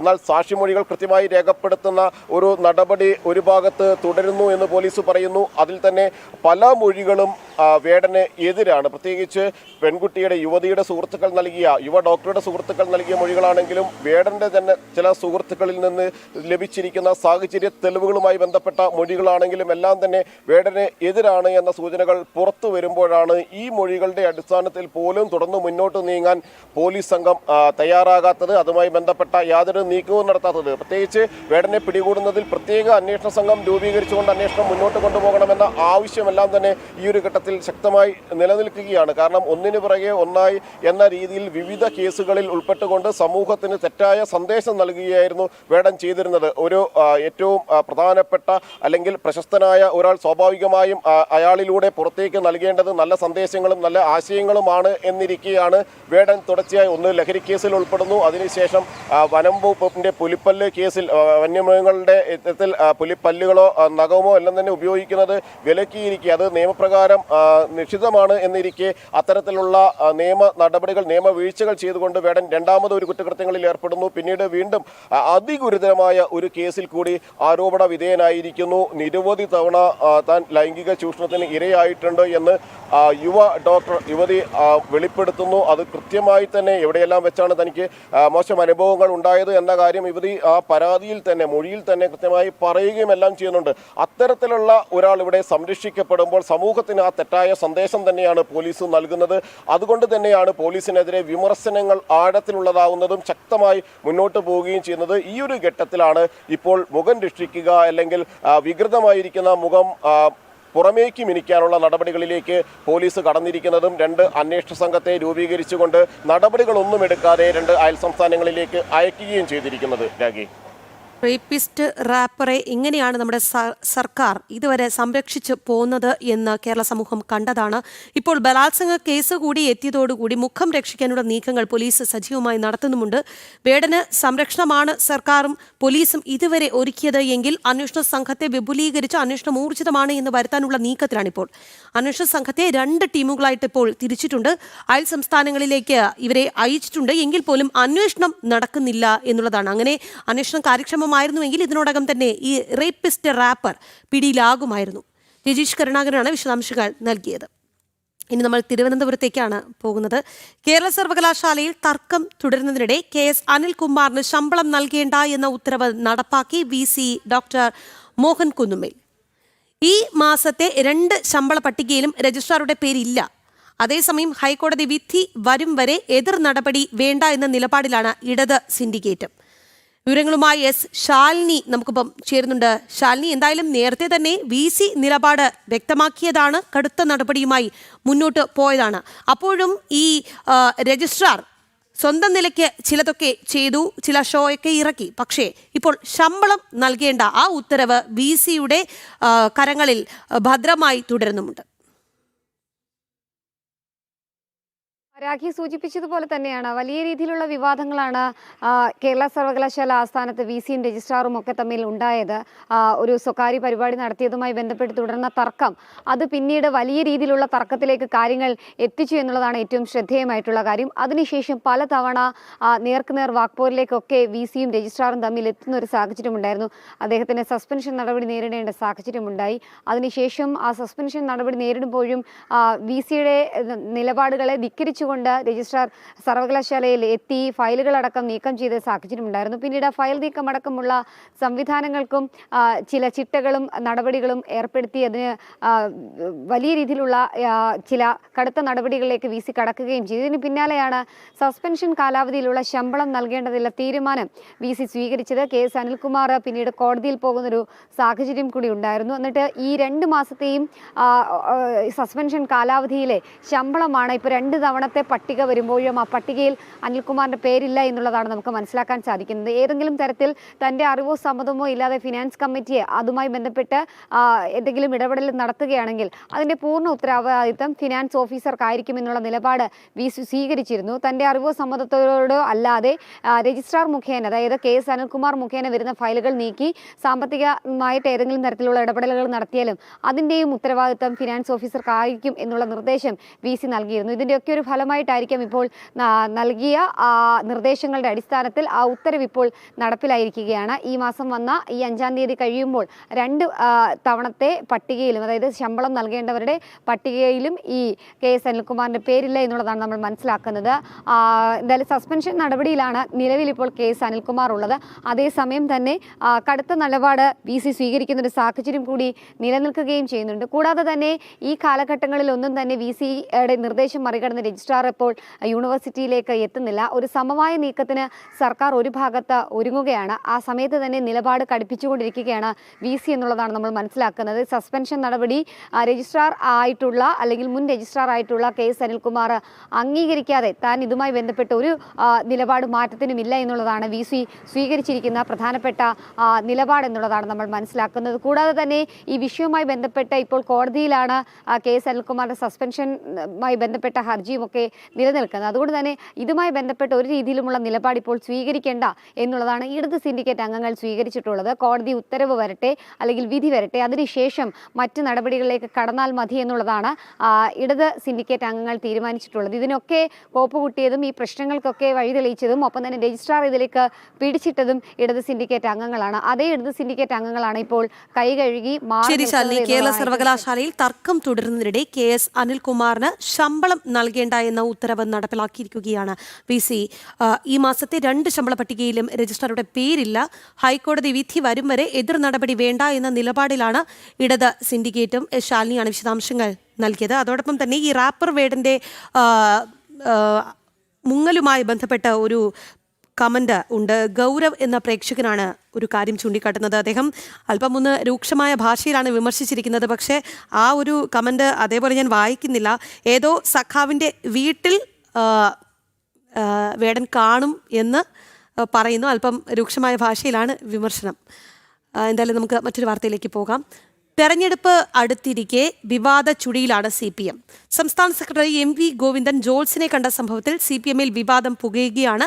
ചില നേതാക്കൾ ജോൾസിനെ കാണാൻ പോകുന്നത് എന്ത് രാഷ്ട്രീയ ബോധ്യത്തിന്റെ അടിസ്ഥാനത്തിലാണ് എന്ന് CPM സംസ്ഥാന സമിതി യോഗത്തിൽ വിമർശനം ഉയർന്നിട്ടുണ്ട്. കണ്ണൂർ ജില്ലയിൽ നിന്നുള്ള മുതിർന്ന നേതാവാണ് ഇക്കാര്യം യോഗത്തിൽ ഉന്നയിച്ചത്. കണ്ണൂരിൽ നിന്നുള്ള ഏറ്റവും പ്രമുഖ നേതാവാണ് വിമർശനം ഉന്നയിച്ചത്. ഇതോടെ പാർട്ടി പ്രതിരോധത്തിലായി. ചില നേതാക്കൾ ജോൾസിനെ കാണാൻ പോകുന്നത് എന്ത് രാഷ്ട്രീയ ബോധ്യത്തിന്റെ അടിസ്ഥാനത്തിലാണെന്ന CPM സംസ്ഥാന സമിതി യോഗത്തിൽ ഉയർന്ന വിമർശനം. നേതാക്കൾ ജോൾസിനെ കാണുന്നതിന്റെ ചിത്രങ്ങൾ സമൂഹമാധ്യമങ്ങളിൽ പ്രചരിക്കുകയാണെന്നും ജനങ്ങളോട് ഇതെല്ലാം എങ്ങനെ വിശദീകരിക്കുമെന്നും മുതിർന്ന നേതാവ് ചോദിക്കുന്നുണ്ട്. ഇതേക്കുറിച്ച് മറ്റ് നേതാക്കളാരും ചർച്ചയിൽ പരാമർശിച്ചിട്ടുമില്ല. ചർച്ചയ്ക്ക് മറുപടി പറയുമ്പോൾ CPM സംസ്ഥാന സെക്രട്ടറി MV ഗോവിന്ദനും ഇക്കാര്യത്തെക്കുറിച്ച് ഒന്നും മിണ്ടിയില്ല. പാർട്ടി സംസ്ഥാന സെക്രട്ടറി ജോൾസിനുമായിരിക്കുന്ന ചിത്രങ്ങളാണ് സമൂഹമാധ്യമങ്ങളിൽ പ്രചരിക്കുന്നത്. അതേസമയം CPM സംസ്ഥാന സെക്രട്ടറി ജോൾസിനെ കണ്ടത് സൗഹൃദ സന്ദർശനമെന്ന് പാർട്ടി വിശദീകരണം നൽകുമ്പോഴും വിഷയം പുകയുകയാണ്. ജോൾസന്മാരെ കാണുന്നതിൽ തെറ്റില്ലെന്നും സമയം നോക്കാനല്ല സെക്രട്ടറി പോയതെന്നും AK ബാലൻ പറഞ്ഞിരുന്നു. ജോൾസിനെ കണ്ടതിൽ തെറ്റുണ്ടോ എന്ന ചോദ്യത്തിന് ജോൾസിനെ എല്ലാം ആരൊക്കെ കാണുന്നുവെന്നായിരുന്നു സംസ്ഥാന കമ്മിറ്റി അംഗമായ P ജയരാജന്റെ പിന്നീടുള്ള മറുപടി. ഒന്നിനു പിന്നാലെ ഒന്നായി CPMനുള്ളിൽ വിവാദങ്ങൾ പുകയുകയാണ്. ജനം, തിരുവനന്തപുരം. ഇടവേള. ഉത്തരാഖണ്ഡിലേക്കാണ്. കഴിഞ്ഞ ദിവസത്തെ ശക്തമായ മഴ ഉത്തരാഖണ്ഡിലെ ദുരന്ത ഭൂമിയിലെ രക്ഷാപ്രവർത്തനത്തിന് തടസ്സമായിട്ടുണ്ട്. ഉത്തരകാശി ഗംഗോത്രി ദേശീയപാതയിൽ സൈന്യവും ബോർഡർ റോഡ്സ് ഓർഗനൈസേഷനും നടത്തുന്ന ബെയിലി പാല നിർമ്മാണം മഴ കാരണം വൈകുന്നു. ഉത്തരകാശി ഗംഗോത്രി ദേശീയപാതയിൽ 9 ഇടങ്ങളിലാണ് മണ്ണിടിച്ചിൽ ഉണ്ടായത്. ഹെലികോപ്റ്റർ മാർഗം ധരാലിയിലും ഹർസിലും കുടുങ്ങിക്കിടന്നവരെ സുരക്ഷിത സ്ഥാനങ്ങളിലേക്ക് മാറ്റിയിട്ടുണ്ട്. ആയിരക്കണക്കിന് പേരെ രക്ഷപ്പെടുത്താൻ സാധിച്ചതായി മുഖ്യമന്ത്രി പുഷ്കർ സിംഗ് ധാമി വ്യക്തമാക്കിയിട്ടുണ്ട്. പ്രദേശത്ത് നിന്ന് S നന്ദഗോപനാണ് നമുക്കൊപ്പം ചേരുന്നത്. നന്ദൻ, ഇന്ന് രാവിലെ നമ്മൾ സംസാരിച്ചിരുന്നു. ആ സമയത്ത് നന്ദൻ സൂചിപ്പിച്ചിരുന്നു നിമിഷങ്ങളുടെ ഒരു വ്യത്യാസത്തിലാണ് അവിടെ മണ്ണിടിച്ചിൽ ഉണ്ടാകുന്നത്. എന്താണ് നിലവിലെ അവിടുത്തെ സ്ഥിതി? എന്താണ്?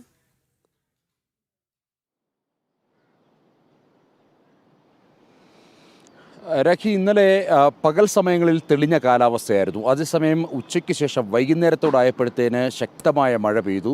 ഇതേ തുടർന്ന് 9 ഇടങ്ങളിലാണ് മണ്ണിടിച്ചിലുണ്ടായത്. മണ്ണിടിച്ചിലുണ്ടാകുമ്പോൾ ഇവിടെ പ്രധാനമായും ഗതാഗതം പൂർണ്ണമായും തടസ്സപ്പെടുന്നു എന്നുള്ളതാണ് ഏറ്റവും പ്രധാനപ്പെട്ട കാര്യം. മാത്രമല്ല, ഇപ്പോഴും ഈ ഗംഗോത്രി അതേപോലെ തന്നെ ഉത്തരകാശിയിലേക്കുള്ള ദേശീയപാത, ആ ദേശീയപാത ഇതുവരെയായിട്ടും പൂർണ്ണമായും തുറന്നു കൊടുക്കാനായിട്ടില്ല.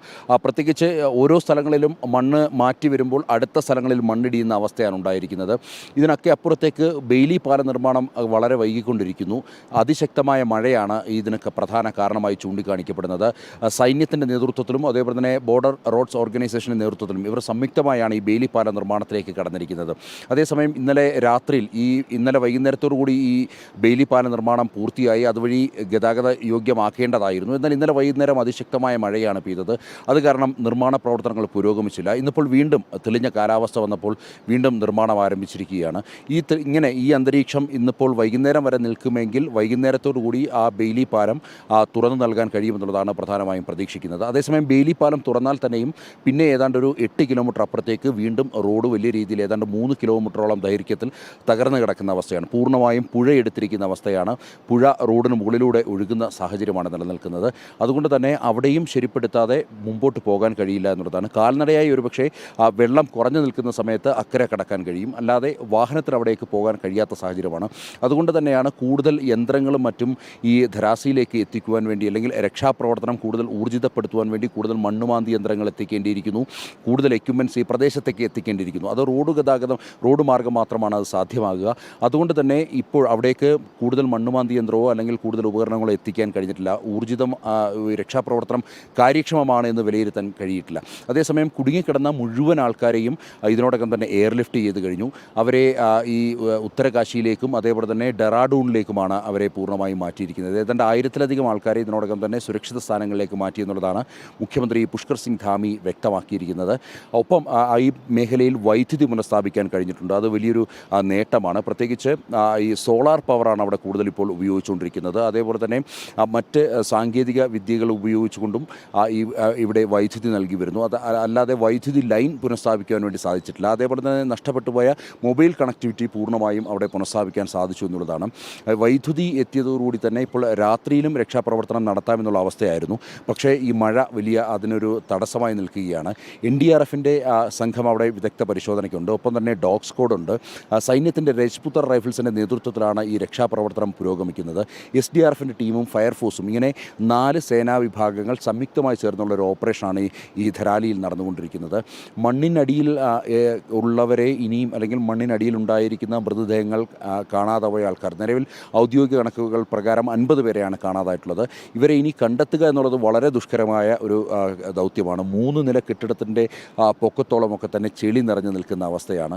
അതുകൊണ്ട് തന്നെ അത്രയും ഡെപ്തിലേക്ക് കുഴിച്ച് ഒരു മൃതദേഹം കണ്ടെത്തുക എന്നുള്ളത് വളരെ ശ്രമകരമായ ഒരു ദൗത്യമാകും. ഏതായാലും അവിടെ ഈ പ്രദേശത്ത് ഈ ധരാലിയിൽ മേഖലയിൽ തന്നെ മുഖ്യമന്ത്രിയുടെ നേതൃത്വത്തിൽ അവിടെ ക്യാബിനറ്റ് യോഗം കൂടി ആ പ്രദേശത്തിൻ്റെ ഡെവലപ്മെൻറ്റിന് വേണ്ടി അവിടെ പ്രത്യേക മുഖ്യമന്ത്രിയുടെ ഒരു ക്യാമ്പ് സൈറ്റും ഓപ്പൺ ചെയ്ത് അങ്ങനെ ദ്രുതഗതിയിലുള്ള സർക്കാരിൻ്റെ ഭാഗത്തുനിന്നും അങ്ങനെ ദ്രുതഗതിയിലുള്ള പ്രവർത്തനങ്ങളാണ് മുന്നോട്ട് പോകുന്നത്. അതേസമയം നേരത്തെ സൂചിപ്പിച്ച പോലെ തന്നെ ഈ ചെളി മൂടുന്നതും അതേപോലെ തന്നെ ഈ രാത്രികാലങ്ങളിൽ പെയ്യുന്ന മഴ അവിടെ വീണ്ടും ചെളി വരുവാനും വെള്ളക്കെട്ട് രൂപപ്പെടുവാനുമുള്ള ഒരു അവസ്ഥ, അത്തരമൊരു അവസ്ഥയാണ് നിലനിൽക്കുന്നത്. ഇത് പിന്നെയും അടുത്ത ദിവസം രാവിലെ രക്ഷാപ്രവർത്തകർക്ക് അവിടേക്ക് ഇറങ്ങി സെർച്ച് ഓപ്പറേഷൻ നടത്തുന്നതിന് വലിയ തിരിച്ചടിയാകുകയാണെന്നുള്ളതാണ് യാഥാർത്ഥ്യം. അവിടെ ഡോഗ് സ്ക്വാഡ് ഉണ്ട്. ഡോഗ് സ്ക്വാഡ് ഇതിനോടകം തന്നെ ഒരു മൃതദേഹം കണ്ടെത്താൻ സാധിച്ചു. മറ്റൊരു വാർത്തയുടെ വിശദാംശങ്ങൾ കൂടി നമുക്ക് അറിയേണ്ടിയിരിക്കുന്നു. അമേരിക്കയ്ക്ക് മറുപടിയായി പകരം തീരുവ ചുമത്തണമെന്ന നിർദ്ദേശം കേന്ദ്രമന്ത്രിസഭ ചർച്ച ചെയ്തേക്കും. ഭാരതത്തിന് 50% തീരുവ ചുമത്തിയതിന് പകരം നടപടികൾ വേണമെന്ന ആവശ്യം ശക്തമായതോടെയാണ് ഇക്കാര്യം ചർച്ച ചെയ്യുന്നത്. യുക്രൈൻ വിഷയത്തിൽ റഷ്യയും അമേരിക്കയുമായുള്ള ചർച്ചകൾ ഭാരതം പ്രതീക്ഷയോടുകൂടിയാണ് നോക്കിക്കാണുന്നത്. നന്ദൻ, ഈ വാർത്തയുടെ വിശദാംശങ്ങൾ കൂടി.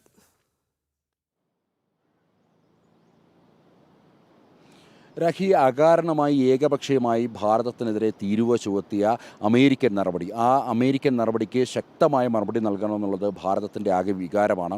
അത് ഇതിനോടകം തന്നെ ഈ പ്രതിപക്ഷത്തുള്ള ശശി തരൂരിനെ പോലെയുള്ള കോൺഗ്രസിൻ്റെ നേതാക്കളടക്കം ആ കാര്യങ്ങൾ ചൂണ്ടിക്കാണിക്കുകയുണ്ടായി. ഇപ്പോൾ ആ ഒരു വികാരം സർക്കാർ കൂടി ഏറ്റെടുത്തുകൊണ്ട് ഈ ഒരു വിഷയം ക്യാബിനറ്റിൽ ചർച്ച ചെയ്യുവാൻ വേണ്ടിയുള്ള തീരുമാനമാണ്. അടുത്ത ബുധനാഴ്ച മന്ത്രിസഭാ യോഗം ചേരുമ്പോൾ ഇത് സംബന്ധിച്ചിട്ടുള്ള ഒരു ചർച്ചയുണ്ടാകുമെന്നുള്ളതാണ് അറിയാൻ കഴിയുന്നത്. ഒരുപക്ഷേ പ്രത്യേക മന്ത്രിസഭാ യോഗം, സാധാരണഗതിയിൽ ബുധനാഴ്ചകളിൽ മന്ത്രിസഭാ യോഗത്തിലാണ് ഇത്തരം തീരുമാനങ്ങൾ എടുക്കുന്നത്.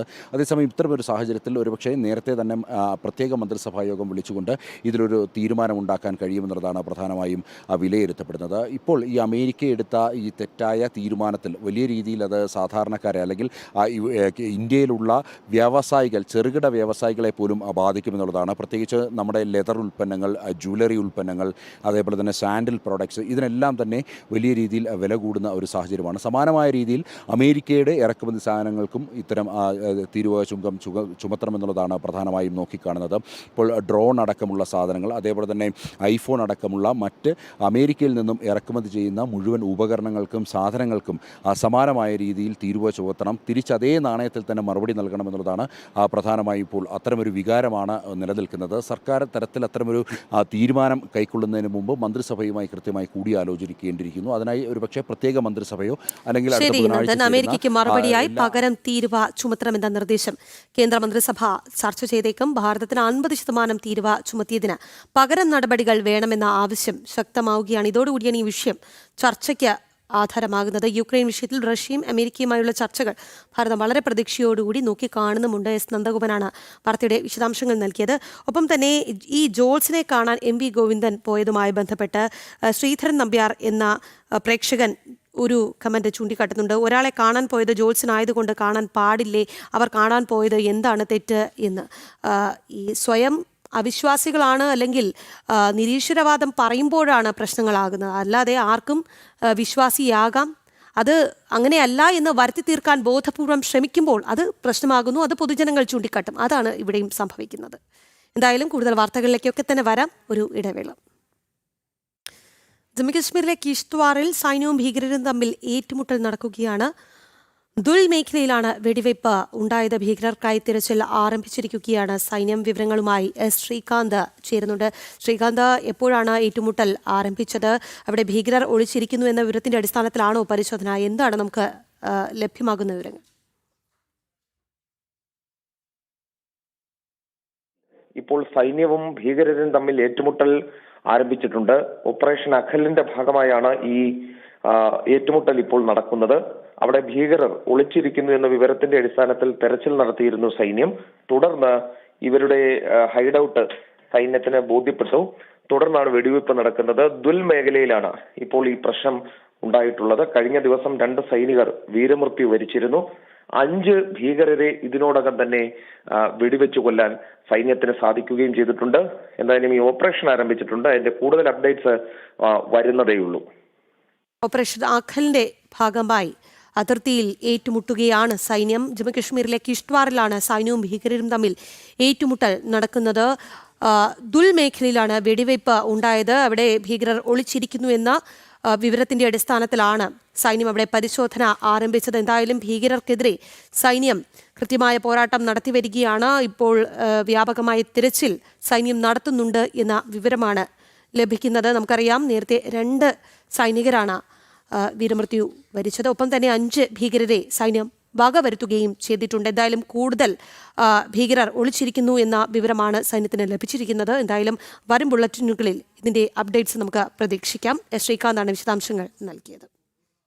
പലസ്തീനെ അംഗീകരിക്കാൻ അമേരിക്കയ്ക്ക് ഉദ്ദേശമില്ലെന്ന് JD വാൻസ്. വ്യവസ്ഥാപിതമായ സർക്കാർ ഇല്ലാത്ത രാജ്യത്തെ അംഗീകരിക്കാൻ സാധിക്കില്ല. മാത്രവുമല്ല, ഹമാസിനെ പൂർണ്ണമായും അധികാരത്തിൽ നിന്ന് ഒഴിവാക്കുക തന്നെ വേണം. ഇനിയൊരു ആക്രമണം ഹമാസിന്റെ ഭാഗത്തു നിന്ന് ഉണ്ടാകാത്ത രീതിയിൽ ശാശ്വത പ്രശ്നപരിഹാരമാണ് അമേരിക്ക ഉദ്ദേശിക്കുന്നത് എന്നും JD വാൻസ് പറയുന്നു. ബ്രിട്ടീഷ് പ്രധാനമന്ത്രിയുമായുള്ള കൂടിക്കാഴ്ചയെ തുടർന്ന് മാധ്യമങ്ങളോട് സംസാരിക്കുകയായിരുന്നു അദ്ദേഹം. ആദ്യം ആ പ്രതികരണം കാണാം. Obviously, the United Kingdom is going to make its decision. We have no plans to recognize a Palestinian state. I don't know what it would mean to really recognize a Palestinian state, given the lack of a functional government there.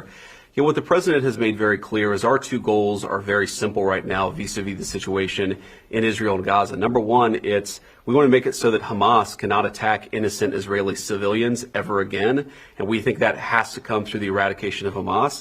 Second, the president has been very moved by these terrible images of the humanitarian crisis in Gaza. വിവരങ്ങളുമായി ഐസൻ ജോസ് നമുക്കൊപ്പം ചേരുന്നുണ്ട്. ഐസൻ, ഈ ഹമാസിന്റെ തലപൊക്കരുത്, ലോകരാജ്യങ്ങൾ അതൊരു ഭീഷണിയായി മാറുന്നു എന്ന് തിരിച്ചറിയുന്നു. അതുകൊണ്ട് തന്നെ അമേരിക്ക മുന്നിട്ട് ഇറങ്ങുകയാണ് ഹമാസിനെ മുച്ചൂട് മുടിപ്പിക്കാൻ. അങ്ങനെ തന്നെയല്ലേ മനസ്സിലാക്കേണ്ടത്? രാഖി, തീർച്ചയായും പാലസ്തീനെ അംഗീകരിക്കാനുള്ള ഒരു തീരുമാനം ഒരു തരത്തിലും അംഗീകരിക്കില്ല, അല്ലെങ്കിൽ സ്വീകാര്യമല്ല എന്ന നിലപാട് നേരത്തെ തന്നെ അമേരിക്കയുടെ ഭാഗത്തു നിന്നുണ്ടായിരുന്നു. അമേരിക്ക ഇക്കാര്യം വീണ്ടും അടിവരയിട്ട് പറയുകയുമാണ്. നേരത്തെ നമ്മൾ സൂചിപ്പിച്ചതുപോലെ ഡേവിഡ് ലാമിയുമായുള്ള കൂടിക്കാഴ്ചയിലാണ് ഇക്കാര്യം ഇപ്പോൾ കൃത്യമായി പ്രസ്താവിക്കുകയും ചെയ്തത്. അദ്ദേഹം പറയുന്നത് നമുക്ക് ആ വാക്കുകളിൽ നിന്ന് തന്നെ വ്യക്തമാണ്. ഓരോ വാക്കുകളിലും ഓരോ ആശയം ഉൾക്കൊള്ളുന്ന രീതിയിൽ വ്യക്തമായി തന്നെ JD വാൻസ് ഇക്കാര്യം പറയുകയും ചെയ്തു. പാലസ്തീനെ അംഗീകരിക്കാൻ ഒരു ഉദ്ദേശവും അമേരിക്കയ്ക്കില്ല. മാത്രമല്ല, അത്തരത്തിൽ പാലസ്തീനെ അംഗീകരിക്കുന്നതിന് ആവശ്യമായ ഒരു വ്യവസ്ഥാപിത സർക്കാർ നിയന്ത്രിക്കുന്ന ഒരു സംവിധാനമല്ല പാലസ്തീൻ എന്ന് പറയുന്നത്. അതുകൊണ്ട് തന്നെ നമുക്കറിയാവുന്നതാണ്, വെസ്റ്റ് ബാങ്കിലെ നിയന്ത്രിക്കുന്ന സംവിധാനത്തെ പാലസ്തീൻ അതോറിറ്റി എന്നാണ് അമേരിക്ക വിശേഷിപ്പിക്കുന്നത്.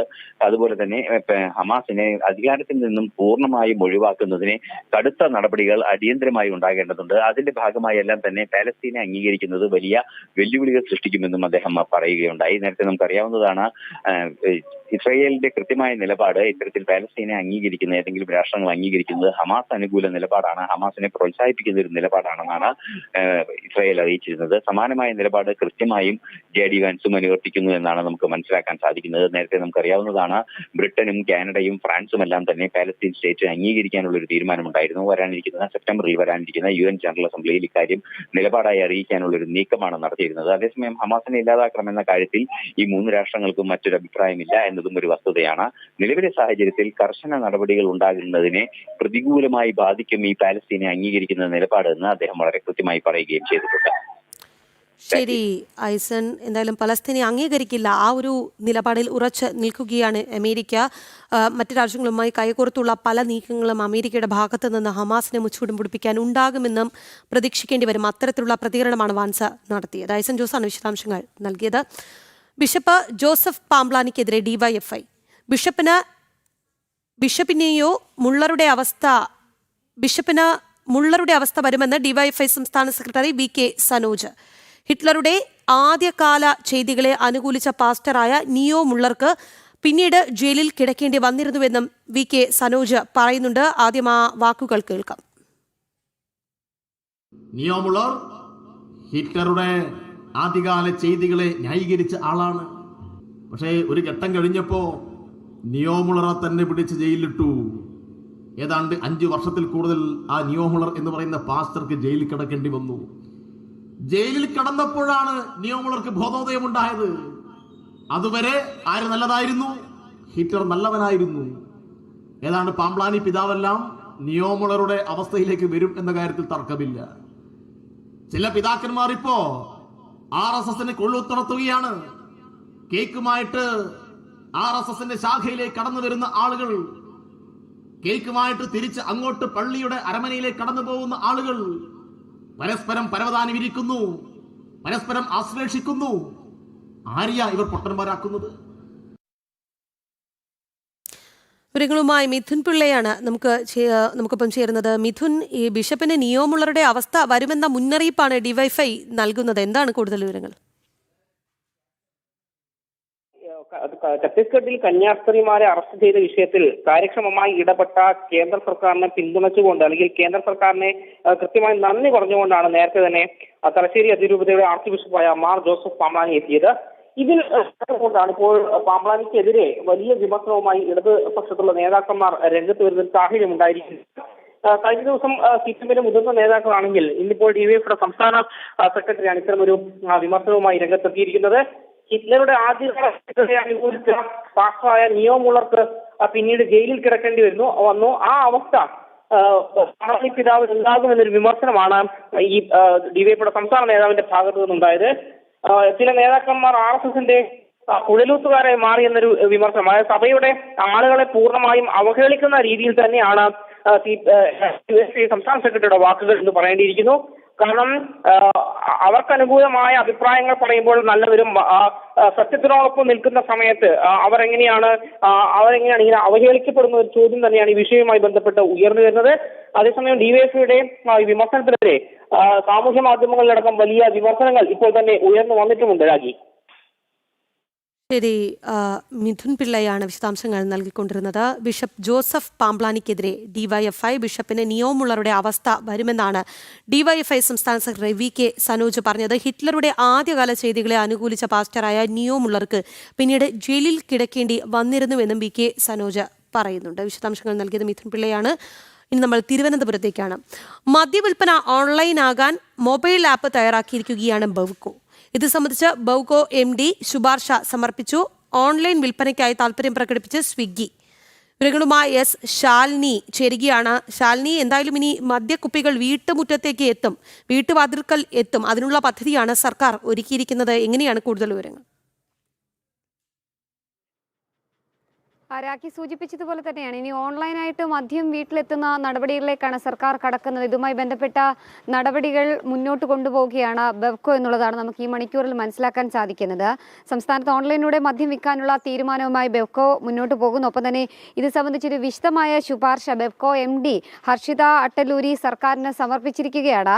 വരുമാന വർധനവ് ലക്ഷ്യമിട്ടാണ് ഓൺലൈനിലൂടെ നിബന്ധനകൾക്ക് വിധേയമായി മദ്യം വിൽക്കുന്നത് എന്നുള്ളതാണ് ഇപ്പോൾ ബവ്കോ അറിയിക്കുന്നത്. ഓൺലൈൻ മദ്യവിൽപ്പനയ്ക്കായി ബവ്കോ മൊബൈൽ ആപ്ലിക്കേഷനും തയ്യാറാക്കി കഴിഞ്ഞു എന്നുള്ള സൂചനകൾ കൂടി വരികയാണ്. സ്വിഗ്ഗി അടക്കമുള്ള ഓൺലൈൻ ഡെലിവറി പ്ലാറ്റ്ഫോമുകൾ താല്പര്യം അറിയിച്ച് മുന്നോട്ട് വന്നതോടെയാണ് ബവ്കോ ഇപ്പോൾ ഇത്തരത്തിലൊരു സൈറ്റും അല്ലെങ്കിൽ അതുമായി ബന്ധപ്പെട്ട ഓൺലൈൻ ബിസിനസ്സിലേക്ക് കൂടി കടക്കാൻ പോകുന്നത് എന്നുള്ളതാണ് MD ഹർഷിത അട്ടലൂരി ഈ ഘട്ടത്തിൽ വ്യക്തമാക്കുകയും ചെയ്യുന്നത്. ഒപ്പം തന്നെ 3 വർഷം മുൻപും സർക്കാരിനോട് സമാനമായ രീതിയിൽ ഓൺലൈൻ മദ്യവിൽപ്പന നടപ്പിലാക്കണമെന്നുള്ളൊരു ശുപാർശ നൽകിയിരുന്നു ബവ്കോ. പക്ഷേ അന്നത് അനുമതി സർക്കാർ നൽകിയിരുന്നില്ല. അതിനുശേഷം ഇപ്പോൾ 3 വർഷങ്ങൾക്ക് ഇപ്പുറം രണ്ടാം പിണറായി സർക്കാരിന്റെ കാലത്ത് വീണ്ടും അതേ ശുപാർശയുമായി ബവ്കോ രംഗത്തെത്തുകയാണ്. അതിനോട് എങ്ങനെ സർക്കാർ നടപടികൾ സ്വീകരിക്കുമെന്നുള്ളതാണ് ഇനി കണ്ടറിയേണ്ടത്. നമുക്കറിയാം, സ്വിഗ്ഗി ഓൺലൈൻ ആപ്പിലൂടെ ഭക്ഷണ സാധനങ്ങൾ, മറ്റ് അവശ്യ സാധനങ്ങളൊക്കെ വീടുകളിൽ എത്തിക്കാറുണ്ട്. നിബന്ധനകൾക്ക് വിധേയമായിട്ടായിരിക്കും ഇനി മദ്യക്കുപ്പികൾ വീട്ടിലേക്ക് സ്വിഗ്ഗി വഴി എത്തിക്കുക എന്നുള്ളതാണ് നമുക്കറിയാൻ സാധിക്കുന്നത്. മാത്രമല്ല 23 വയസ്സിന് മുകളിലുള്ളവർക്കായിരിക്കും ഓൺലൈനിൽ മദ്യം വാങ്ങാൻ കഴിയുക എന്നുള്ളതാണ് ഈ ശുപാർശയിൽ പറയുന്നത്. കൂടാതെ തന്നെ മദ്യം നൽകുന്നതിന് മുൻപ് പ്രായം തെളിയിക്കുന്ന രേഖകൾ കൂടി ഇതിനൊപ്പം ഹാജരാക്കേണ്ടതായിട്ട് വരും.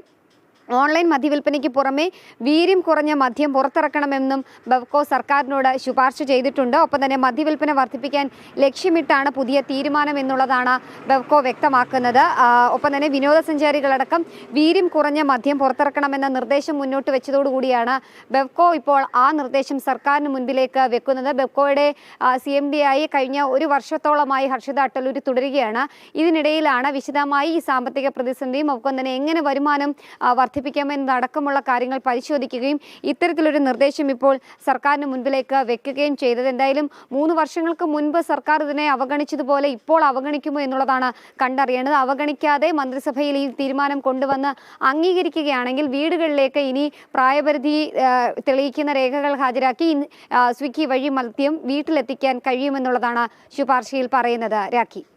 ശരി ശാലിനി, മദ്യവിൽപ്പന ഓൺലൈനാക്കാൻ മൊബൈൽ ആപ്പ് തയ്യാറാക്കിയിരിക്കുകയാണ് ബെവ്കോ. എന്തായാലും സ്വിഗ്ഗി താല്പര്യം പ്രകടിപ്പിച്ചിട്ടുണ്ട്. ഈ വിഷയത്തോട് വിജിൻ മേനോൻ എന്ന പ്രേക്ഷകൻ ചൂണ്ടിക്കാട്ടുന്നുണ്ട്. ക്യൂ നിൽക്കാതെ കാര്യം നടക്കും, അങ്ങനെ LDF വോട്ട് ഉറപ്പിക്കുകയാണ് എന്നാണ് വിജിൻ മേനോൻ പറയുന്നത്. ഒപ്പം വിജയൻ PC എന്ന പ്രേക്ഷകൻ പറയുന്നുണ്ട്, ഇനി കൊച്ചുകുട്ടികൾക്ക് മദ്യം വാങ്ങാം, ഓൺലൈൻ ഫ്രീ ഡെലിവറി ആക്കണം എന്ന്. എന്തായാലും അദ്ദേഹം പരിഹസിക്കുകയാണ്. എന്തായാലും കൊച്ചുകുട്ടികൾക്ക് അല്ലെങ്കിൽ ഒരു പ്രായം ഇത് എങ്ങനെയാണ് അവർ നിശ്ചയിക്കുന്നത് എന്നൊക്കെ നടപ്പിലാകുമ്പോൾ നമുക്ക് വ്യക്തമാകുന്ന കാര്യമാണ്. സന്ധ്യ ബസ് എന്ന പ്രേക്ഷകൻ പറയുന്നുണ്ട്, നാട്ടുകാരെ നിങ്ങൾ അറിഞ്ഞോ, കേരളത്തിലെ എല്ലാ വീടുകളിലും മദ്യം എത്തിക്കാനായി സർക്കാർ പുതിയ ആപ്പ് സജ്ജീകരിക്കുകയാണ്. ഒപ്പം എല്ലാ വീടുകളിലും സർക്കാർ ലഹരി എത്തിച്ചു തരും, കുടുംബജീവിതം അങ്ങനെ താറുമാറാക്കി തരും എന്ന്. എന്തായാലും നമുക്ക് മറ്റ് വാർത്തകളിലേക്ക് കൂടി പോകേണ്ടതുണ്ട്. അതിനു മുൻപൊരു ഇടവേള. പുണ്യം രാമായണം.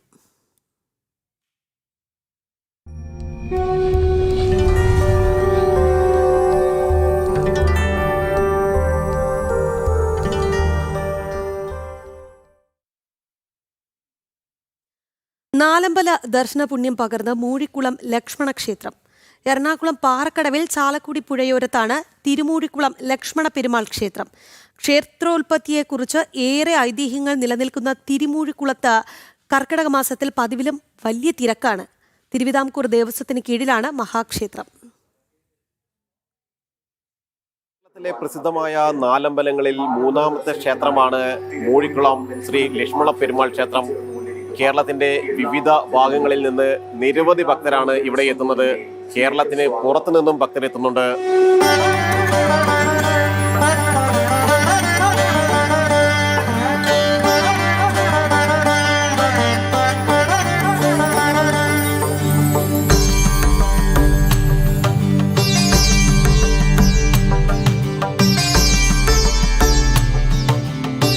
നാലമ്പല ദർശനത്തിൽ തൃപ്രയാർ ശ്രീരാമസ്വാമി ക്ഷേത്രം, കൂടൽമാണിക്യം ഭരതസ്വാമി ക്ഷേത്രം, പായമ്മൽ ശത്രുഘ്ന ക്ഷേത്രം എന്നിവയ്ക്കൊപ്പം മൂഴിക്കുളം ലക്ഷ്മണ പെരുമാൾ ക്ഷേത്രത്തിൽ കൂടി ദർശനം നടത്തുന്നതോടെ രാമായണ മാസത്തിൽ ഭക്തർ അനുഗ്രഹീതരാകും. കർക്കടക മാസത്തിൽ ഉച്ചപൂജയ്ക്ക് മുമ്പ് ദർശനം നടത്തുന്നത് അതിവിശേഷമായി കണക്കാക്കപ്പെടുന്നു. ഭാരതത്തിലെ 108 ദിവ്യദേശങ്ങളിൽപ്പെട്ട ലക്ഷ്മണ പ്രതിഷ്ഠയുള്ള ഏക വൈഷ്ണവ ക്ഷേത്രമാണിത്. ആദിശേഷൻ അവതാരമായ ശ്രീ ലക്ഷ്മണസ്വാമി രാവണപുത്രനായ മേഘനാഥനെ വധിക്കുവാൻ പുറപ്പെടുന്ന ഭാവസങ്കല്പത്തിലാണ് ഇവിടെ പ്രതിഷ്ഠിക്കപ്പെട്ടിട്ടുള്ളത്.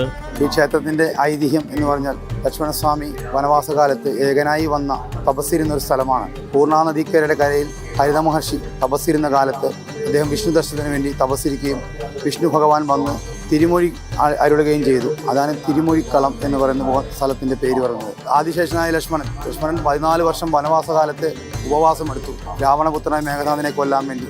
ആ മേഘനാഥനെ കൊല്ലാൻ വേണ്ടി തപസ്സെടുത്തത് എങ്ങനെയെന്ന് വെച്ചാൽ ആഹാരമില്ല, ഉറക്കമില്ല, ജലമില്ല. മേഘനാഥനെ കൊതിക്കാനുള്ള ആ ഒരു വേഷത്തിൽ വന്നതുകൊണ്ട് ഇവിടെ ആ ഭാവത്തിലാണ് ഈ നമ്മുടെ ബിംബത്തിന് രൂപകൽപ്പന ചെയ്തിരുന്നത്. ഗണപതി, ദക്ഷിണാമൂർത്തി, ശ്രീരാമൻ, സീത, ഹനുമാൻ ദേവതകളും ശ്രീലകത്തിന്റെ ഇടനാഴിയിൽ തെക്ക് ദർശനമായി പ്രതിഷ്ഠിക്കപ്പെട്ടിരിക്കുന്നു. നാലമ്പലത്തിൽ യക്ഷി, ശാസ്താവ് എന്നീ പ്രതിഷ്ഠയും നാലമ്പലത്തിന് പുറത്ത് കൃഷ്ണക്ഷേത്രവുമുണ്ട്. അമാനുഷിക രൂപങ്ങൾ എന്നാണ് നമ്മുടെ ഈ നാലമ്പല ക്ഷേത്രത്തില് 4 വിഗ്രഹങ്ങളെ പറ്റി പറയുന്നത്. രാമൻ, ഭരതൻ, ശത്രുഘ്നൻ, ലക്ഷ്മണൻ, അങ്ങനെ 4 വിഗ്രഹങ്ങളെ സ്വയം മനസ്സിൽ കെത്തിവെച്ച് അദ്ദേഹം ഉണ്ടാക്കി ദ്വാരകയിൽ വെച്ച് പൂജിക്കുകയും വിഷ്ണു ദർശനത്തിന് വേണ്ടിയാണ് പൂജിച്ചതെന്നും ആ ദ്വാപരയുഗം കഴിഞ്ഞ് കലിയുഗത്തിൽ ദ്വാരക സമുദ്രത്തിൽ പ്രളയം വന്ന സമുദ്രത്തിൽ മുങ്ങിപ്പോവുകയും ശേഷം ഈ വിഗ്രഹങ്ങളെല്ലാം ഈ നദിയിലെ തൃപ്രയാറടുത്ത് നദി ഈ ഒഴുകിപ്പോകുന്ന നദി തൃപ്രയാറടുത്ത് വെച്ച് മുക്കുവന്മാർക്ക് ലഭിച്ചു എന്നാണ് പറയുന്നത്. മുക്കുവന്മാർ അന്നത്തെ ദേശരാജാവായ വാഖയിൽ കൈമൾ എന്ന രാജാവിനെ ഏൽപ്പിക്കുകയും രാജാവ് ആ സമയത്ത് കൊട്ടാര ജ്യോതിഷനോട് ചോദിക്കുകയും ജ്യോതിഷൻ പറഞ്ഞ പ്രകാരം ഈ വിഗ്രഹങ്ങൾക്കെല്ലാം ജീവനുണ്ടെന്നും അമാനുഷികമാണെന്നും ഈ വിഗ്രഹങ്ങളെല്ലാം അതീ തലത്തിൽ തന്നെ ക്ഷേത്രം സംരക്ഷിക്കണമെന്നാണ് ജ്യോതിഷം പറഞ്ഞത്. തൽഫലമായിട്ട് അദ്ദേഹം തൃപ്രയാർ കുലക്ഷേത്ര സന്നിധി കണ്ടെത്തുകയും കൂടൽമാണിക്യ സന്നിധി കണ്ടെത്തുകയും ശത്രുഘ്നന്റെ സന്നിധി കണ്ടെത്തുകയും അതിനുവേണ്ടി അവിടെ ക്ഷേത്രം നിർമ്മിക്കാൻ വേണ്ടിയുള്ള ആലോചന ഉണ്ടായി എന്ന് പറയപ്പെടുന്നു. എന്നാൽ ലക്ഷ്മണസ്വാമിയുടെ വിഗ്രഹത്തിൽ പ്രതിഷ്ഠിക്കാൻ വേണ്ടി ഒരു സന്നിധി കണ്ടെത്താൻ പറ്റിയില്ല എന്നാണ് അത് പറയുന്നത്.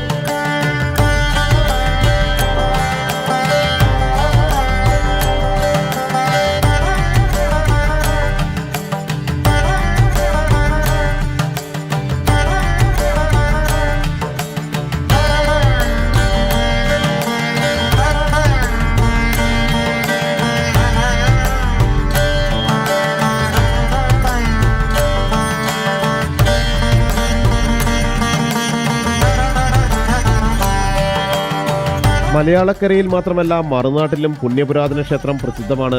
തമിഴ്നാട്, കർണാടക, ആന്ധ്ര എന്നിവിടങ്ങളിൽ നിന്നുള്ള വൈഷ്ണവ ഭക്തരും ദർശനത്തിനെത്താറുണ്ട്. മറ്റു സംസ്ഥാനങ്ങളിൽ താമസിക്കുന്ന മലയാളികളും ക്ഷേത്രത്തെയും മഹത്തായ ചരിത്രത്തെയും കുറിച്ചറിഞ്ഞ് അനുഗ്രഹം തേടിയെത്താറുണ്ട്. രാവിലെ തൃപ്രയാർ അമ്പലവും കൂടൽമാണിക്യം ഭരതസ്വാമിയും കണ്ട് ഇവിടെ ലക്ഷ്മണസ്വാമിയെ കാണാൻ വന്നിരിക്കുകയാണ്. ഇനി ഞങ്ങൾക്ക് കാണാനുള്ളത് ശത്രുഘ്ന സ്വാമിയും കൂടിയാണ്. അപ്പം ഈ ഒരു നല്ലൊരു പരിപാടി, ഇങ്ങനെ അമ്പലങ്ങളെ പറ്റി അറിയിച്ച് ജനം ചെയ്യുന്ന ഒരു പരിപാടി ഞങ്ങൾ വളരെയധികം സന്തുഷ്ടമുള്ളതാണ്. ഞങ്ങളൊരു 50 പേരാണ് വന്നിരിക്കുന്നത്. അതിൻ്റെ ഒരു ബാഗിൻ്റെ പ്രവർത്തകരാണ്, അവിടെ സമന്വയ ബാഗിൻ്റെ. ഞങ്ങൾ അവിടെ നിന്ന് പുറപ്പെട്ടു, ഇവിടുന്ന് ട്രെയിൻ മാർഗം വന്നു, ഇവിടുന്ന് ബസ് പിടിച്ചുകൊണ്ട് ഞങ്ങൾ ഇതൊക്കെ ദർശനമൊക്കെ നടത്തി നാളെ ബാക്കി തിരുവശൂരിലെ 4-5 അമ്പലങ്ങളിൽ നടത്തി തിരികെ പോകുന്നത്. ക്ഷേത്രത്തിന്റെ ഐതിഹ്യമനുസരിച്ച് പുറയാറിന്റെ തീരം ഹരിതമഹർഷിയുടെ ഭൂമിയായാണ് കണക്കാക്കപ്പെടുന്നത്. മഹാവിഷ്ണു ദർശനം നൽകി തിരുമൊഴി നൽകിയ തപോഭൂമിയാണ് തിരുമൂഴിക്കുളമെന്നും ഐതിഹ്യമുണ്ട്.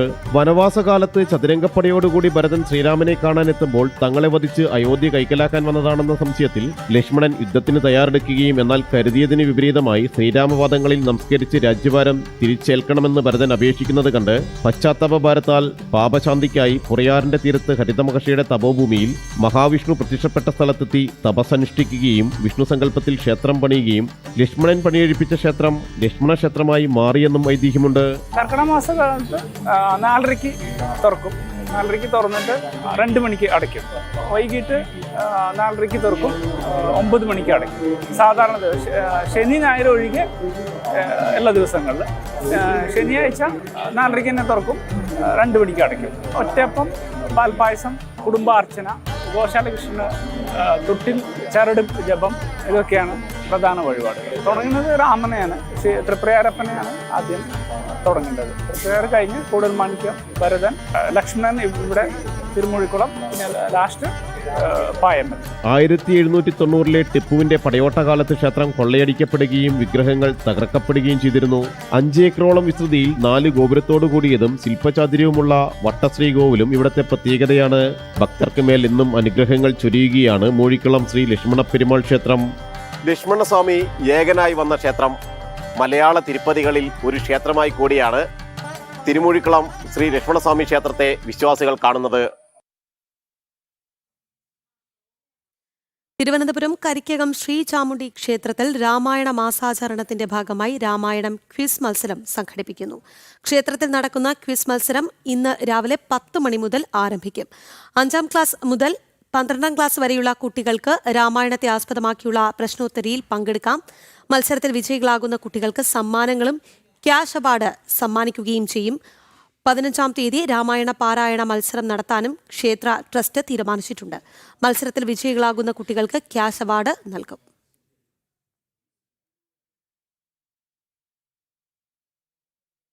ഇടവേള. ഇടുക്കിയുടെ മഴ കാഴ്ചകൾക്ക് ഒരു പ്രത്യേക ഭംഗിയുണ്ട്. നിറഞ്ഞു തുളുമ്പുന്ന ജലാശയങ്ങളും മൺസൂൺ മഴയിൽ സമൃദ്ധമാകുന്ന ജലപാതകളും ചേർന്ന മനോഹരമായ കാഴ്ചകൾ. അത്തരമൊരു മനോഹര കാഴ്ചയിലേക്കാണ് ഇനി പോകുന്നത്. നെടുങ്കണ്ടത്തെ തൂവൽ വെള്ളച്ചാട്ടത്തിന്റെ കാഴ്ചകൾ. തുള്ളിക്കൊരു കുടം കണക്കെ പെയ്തു വീഴുന്ന പെരുമഴ തോരുമ്പോൾ ഇടുക്കിയുടെ ഗ്രാമീണ പാതകളിലൂടെ വെറുതെ ഒന്ന് പോകണം. തൂവൽ വെള്ളച്ചാട്ടം പോലെ മൺസൂൺ മഴയിൽ പ്രകൃതി ഒരുക്കുന്ന നിരവധി കാഴ്ചകളുണ്ട് ഓരോ ഗ്രാമത്തിലും.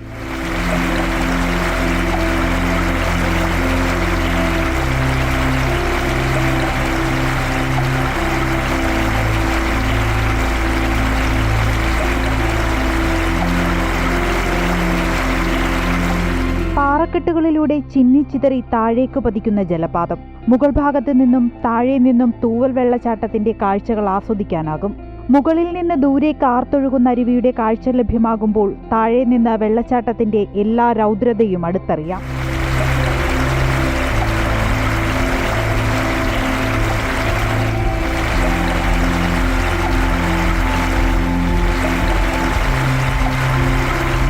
ശാന്തമായി ഒഴുകുന്ന ചെറു അരുവി പെട്ടെന്ന് രൗദ്രഭാവം പോകുന്ന കാഴ്ച. ചെങ്കുത്തായ പാറക്കെട്ടിനെ കീഴടക്കി ആർത്തുല്ലസിച്ചു പതിക്കുന്ന ജലകണങ്ങൾ.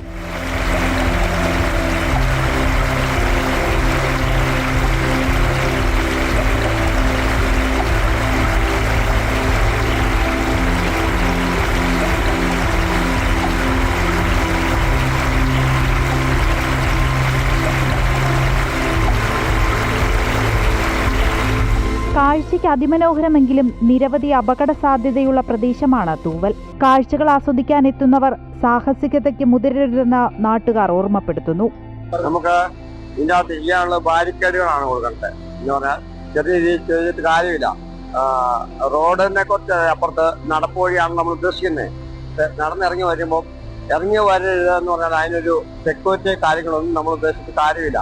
അപ്പോൾ ബാരിക്കേഡുകൾ ഇവിടെ അത്യാവശ്യം നടന്നു പോകാനുള്ളൊരു ചെറിയ കൈപ്പിടിയെങ്കിലും ഉണ്ടാക്കി കൊടുക്കാനുള്ള സർക്കാർ ലെവലിൽ ചെയ്തു കൊടുക്കണമെന്നാണ് ഞാൻ ആഗ്രഹിക്കുന്നത്. മഴവൈപ്പ് തേടി ഇടുക്കിയിലേക്ക് ഒരു യാത്ര പ്ലാൻ ചെയ്യുന്നുണ്ടെങ്കിൽ തൂവൽ വെള്ളച്ചാട്ടവും ഉൾപ്പെടുത്താം. സഹ്യന്റെ മടിത്തട്ടിലെ ഏറ്റവും മനോഹരമായ ജലപാതങ്ങളിൽ ഒന്നിന്റെ കാഴ്ചയാണ് തൂവൽ ചേർത്തുവച്ചിരിക്കുന്നത്.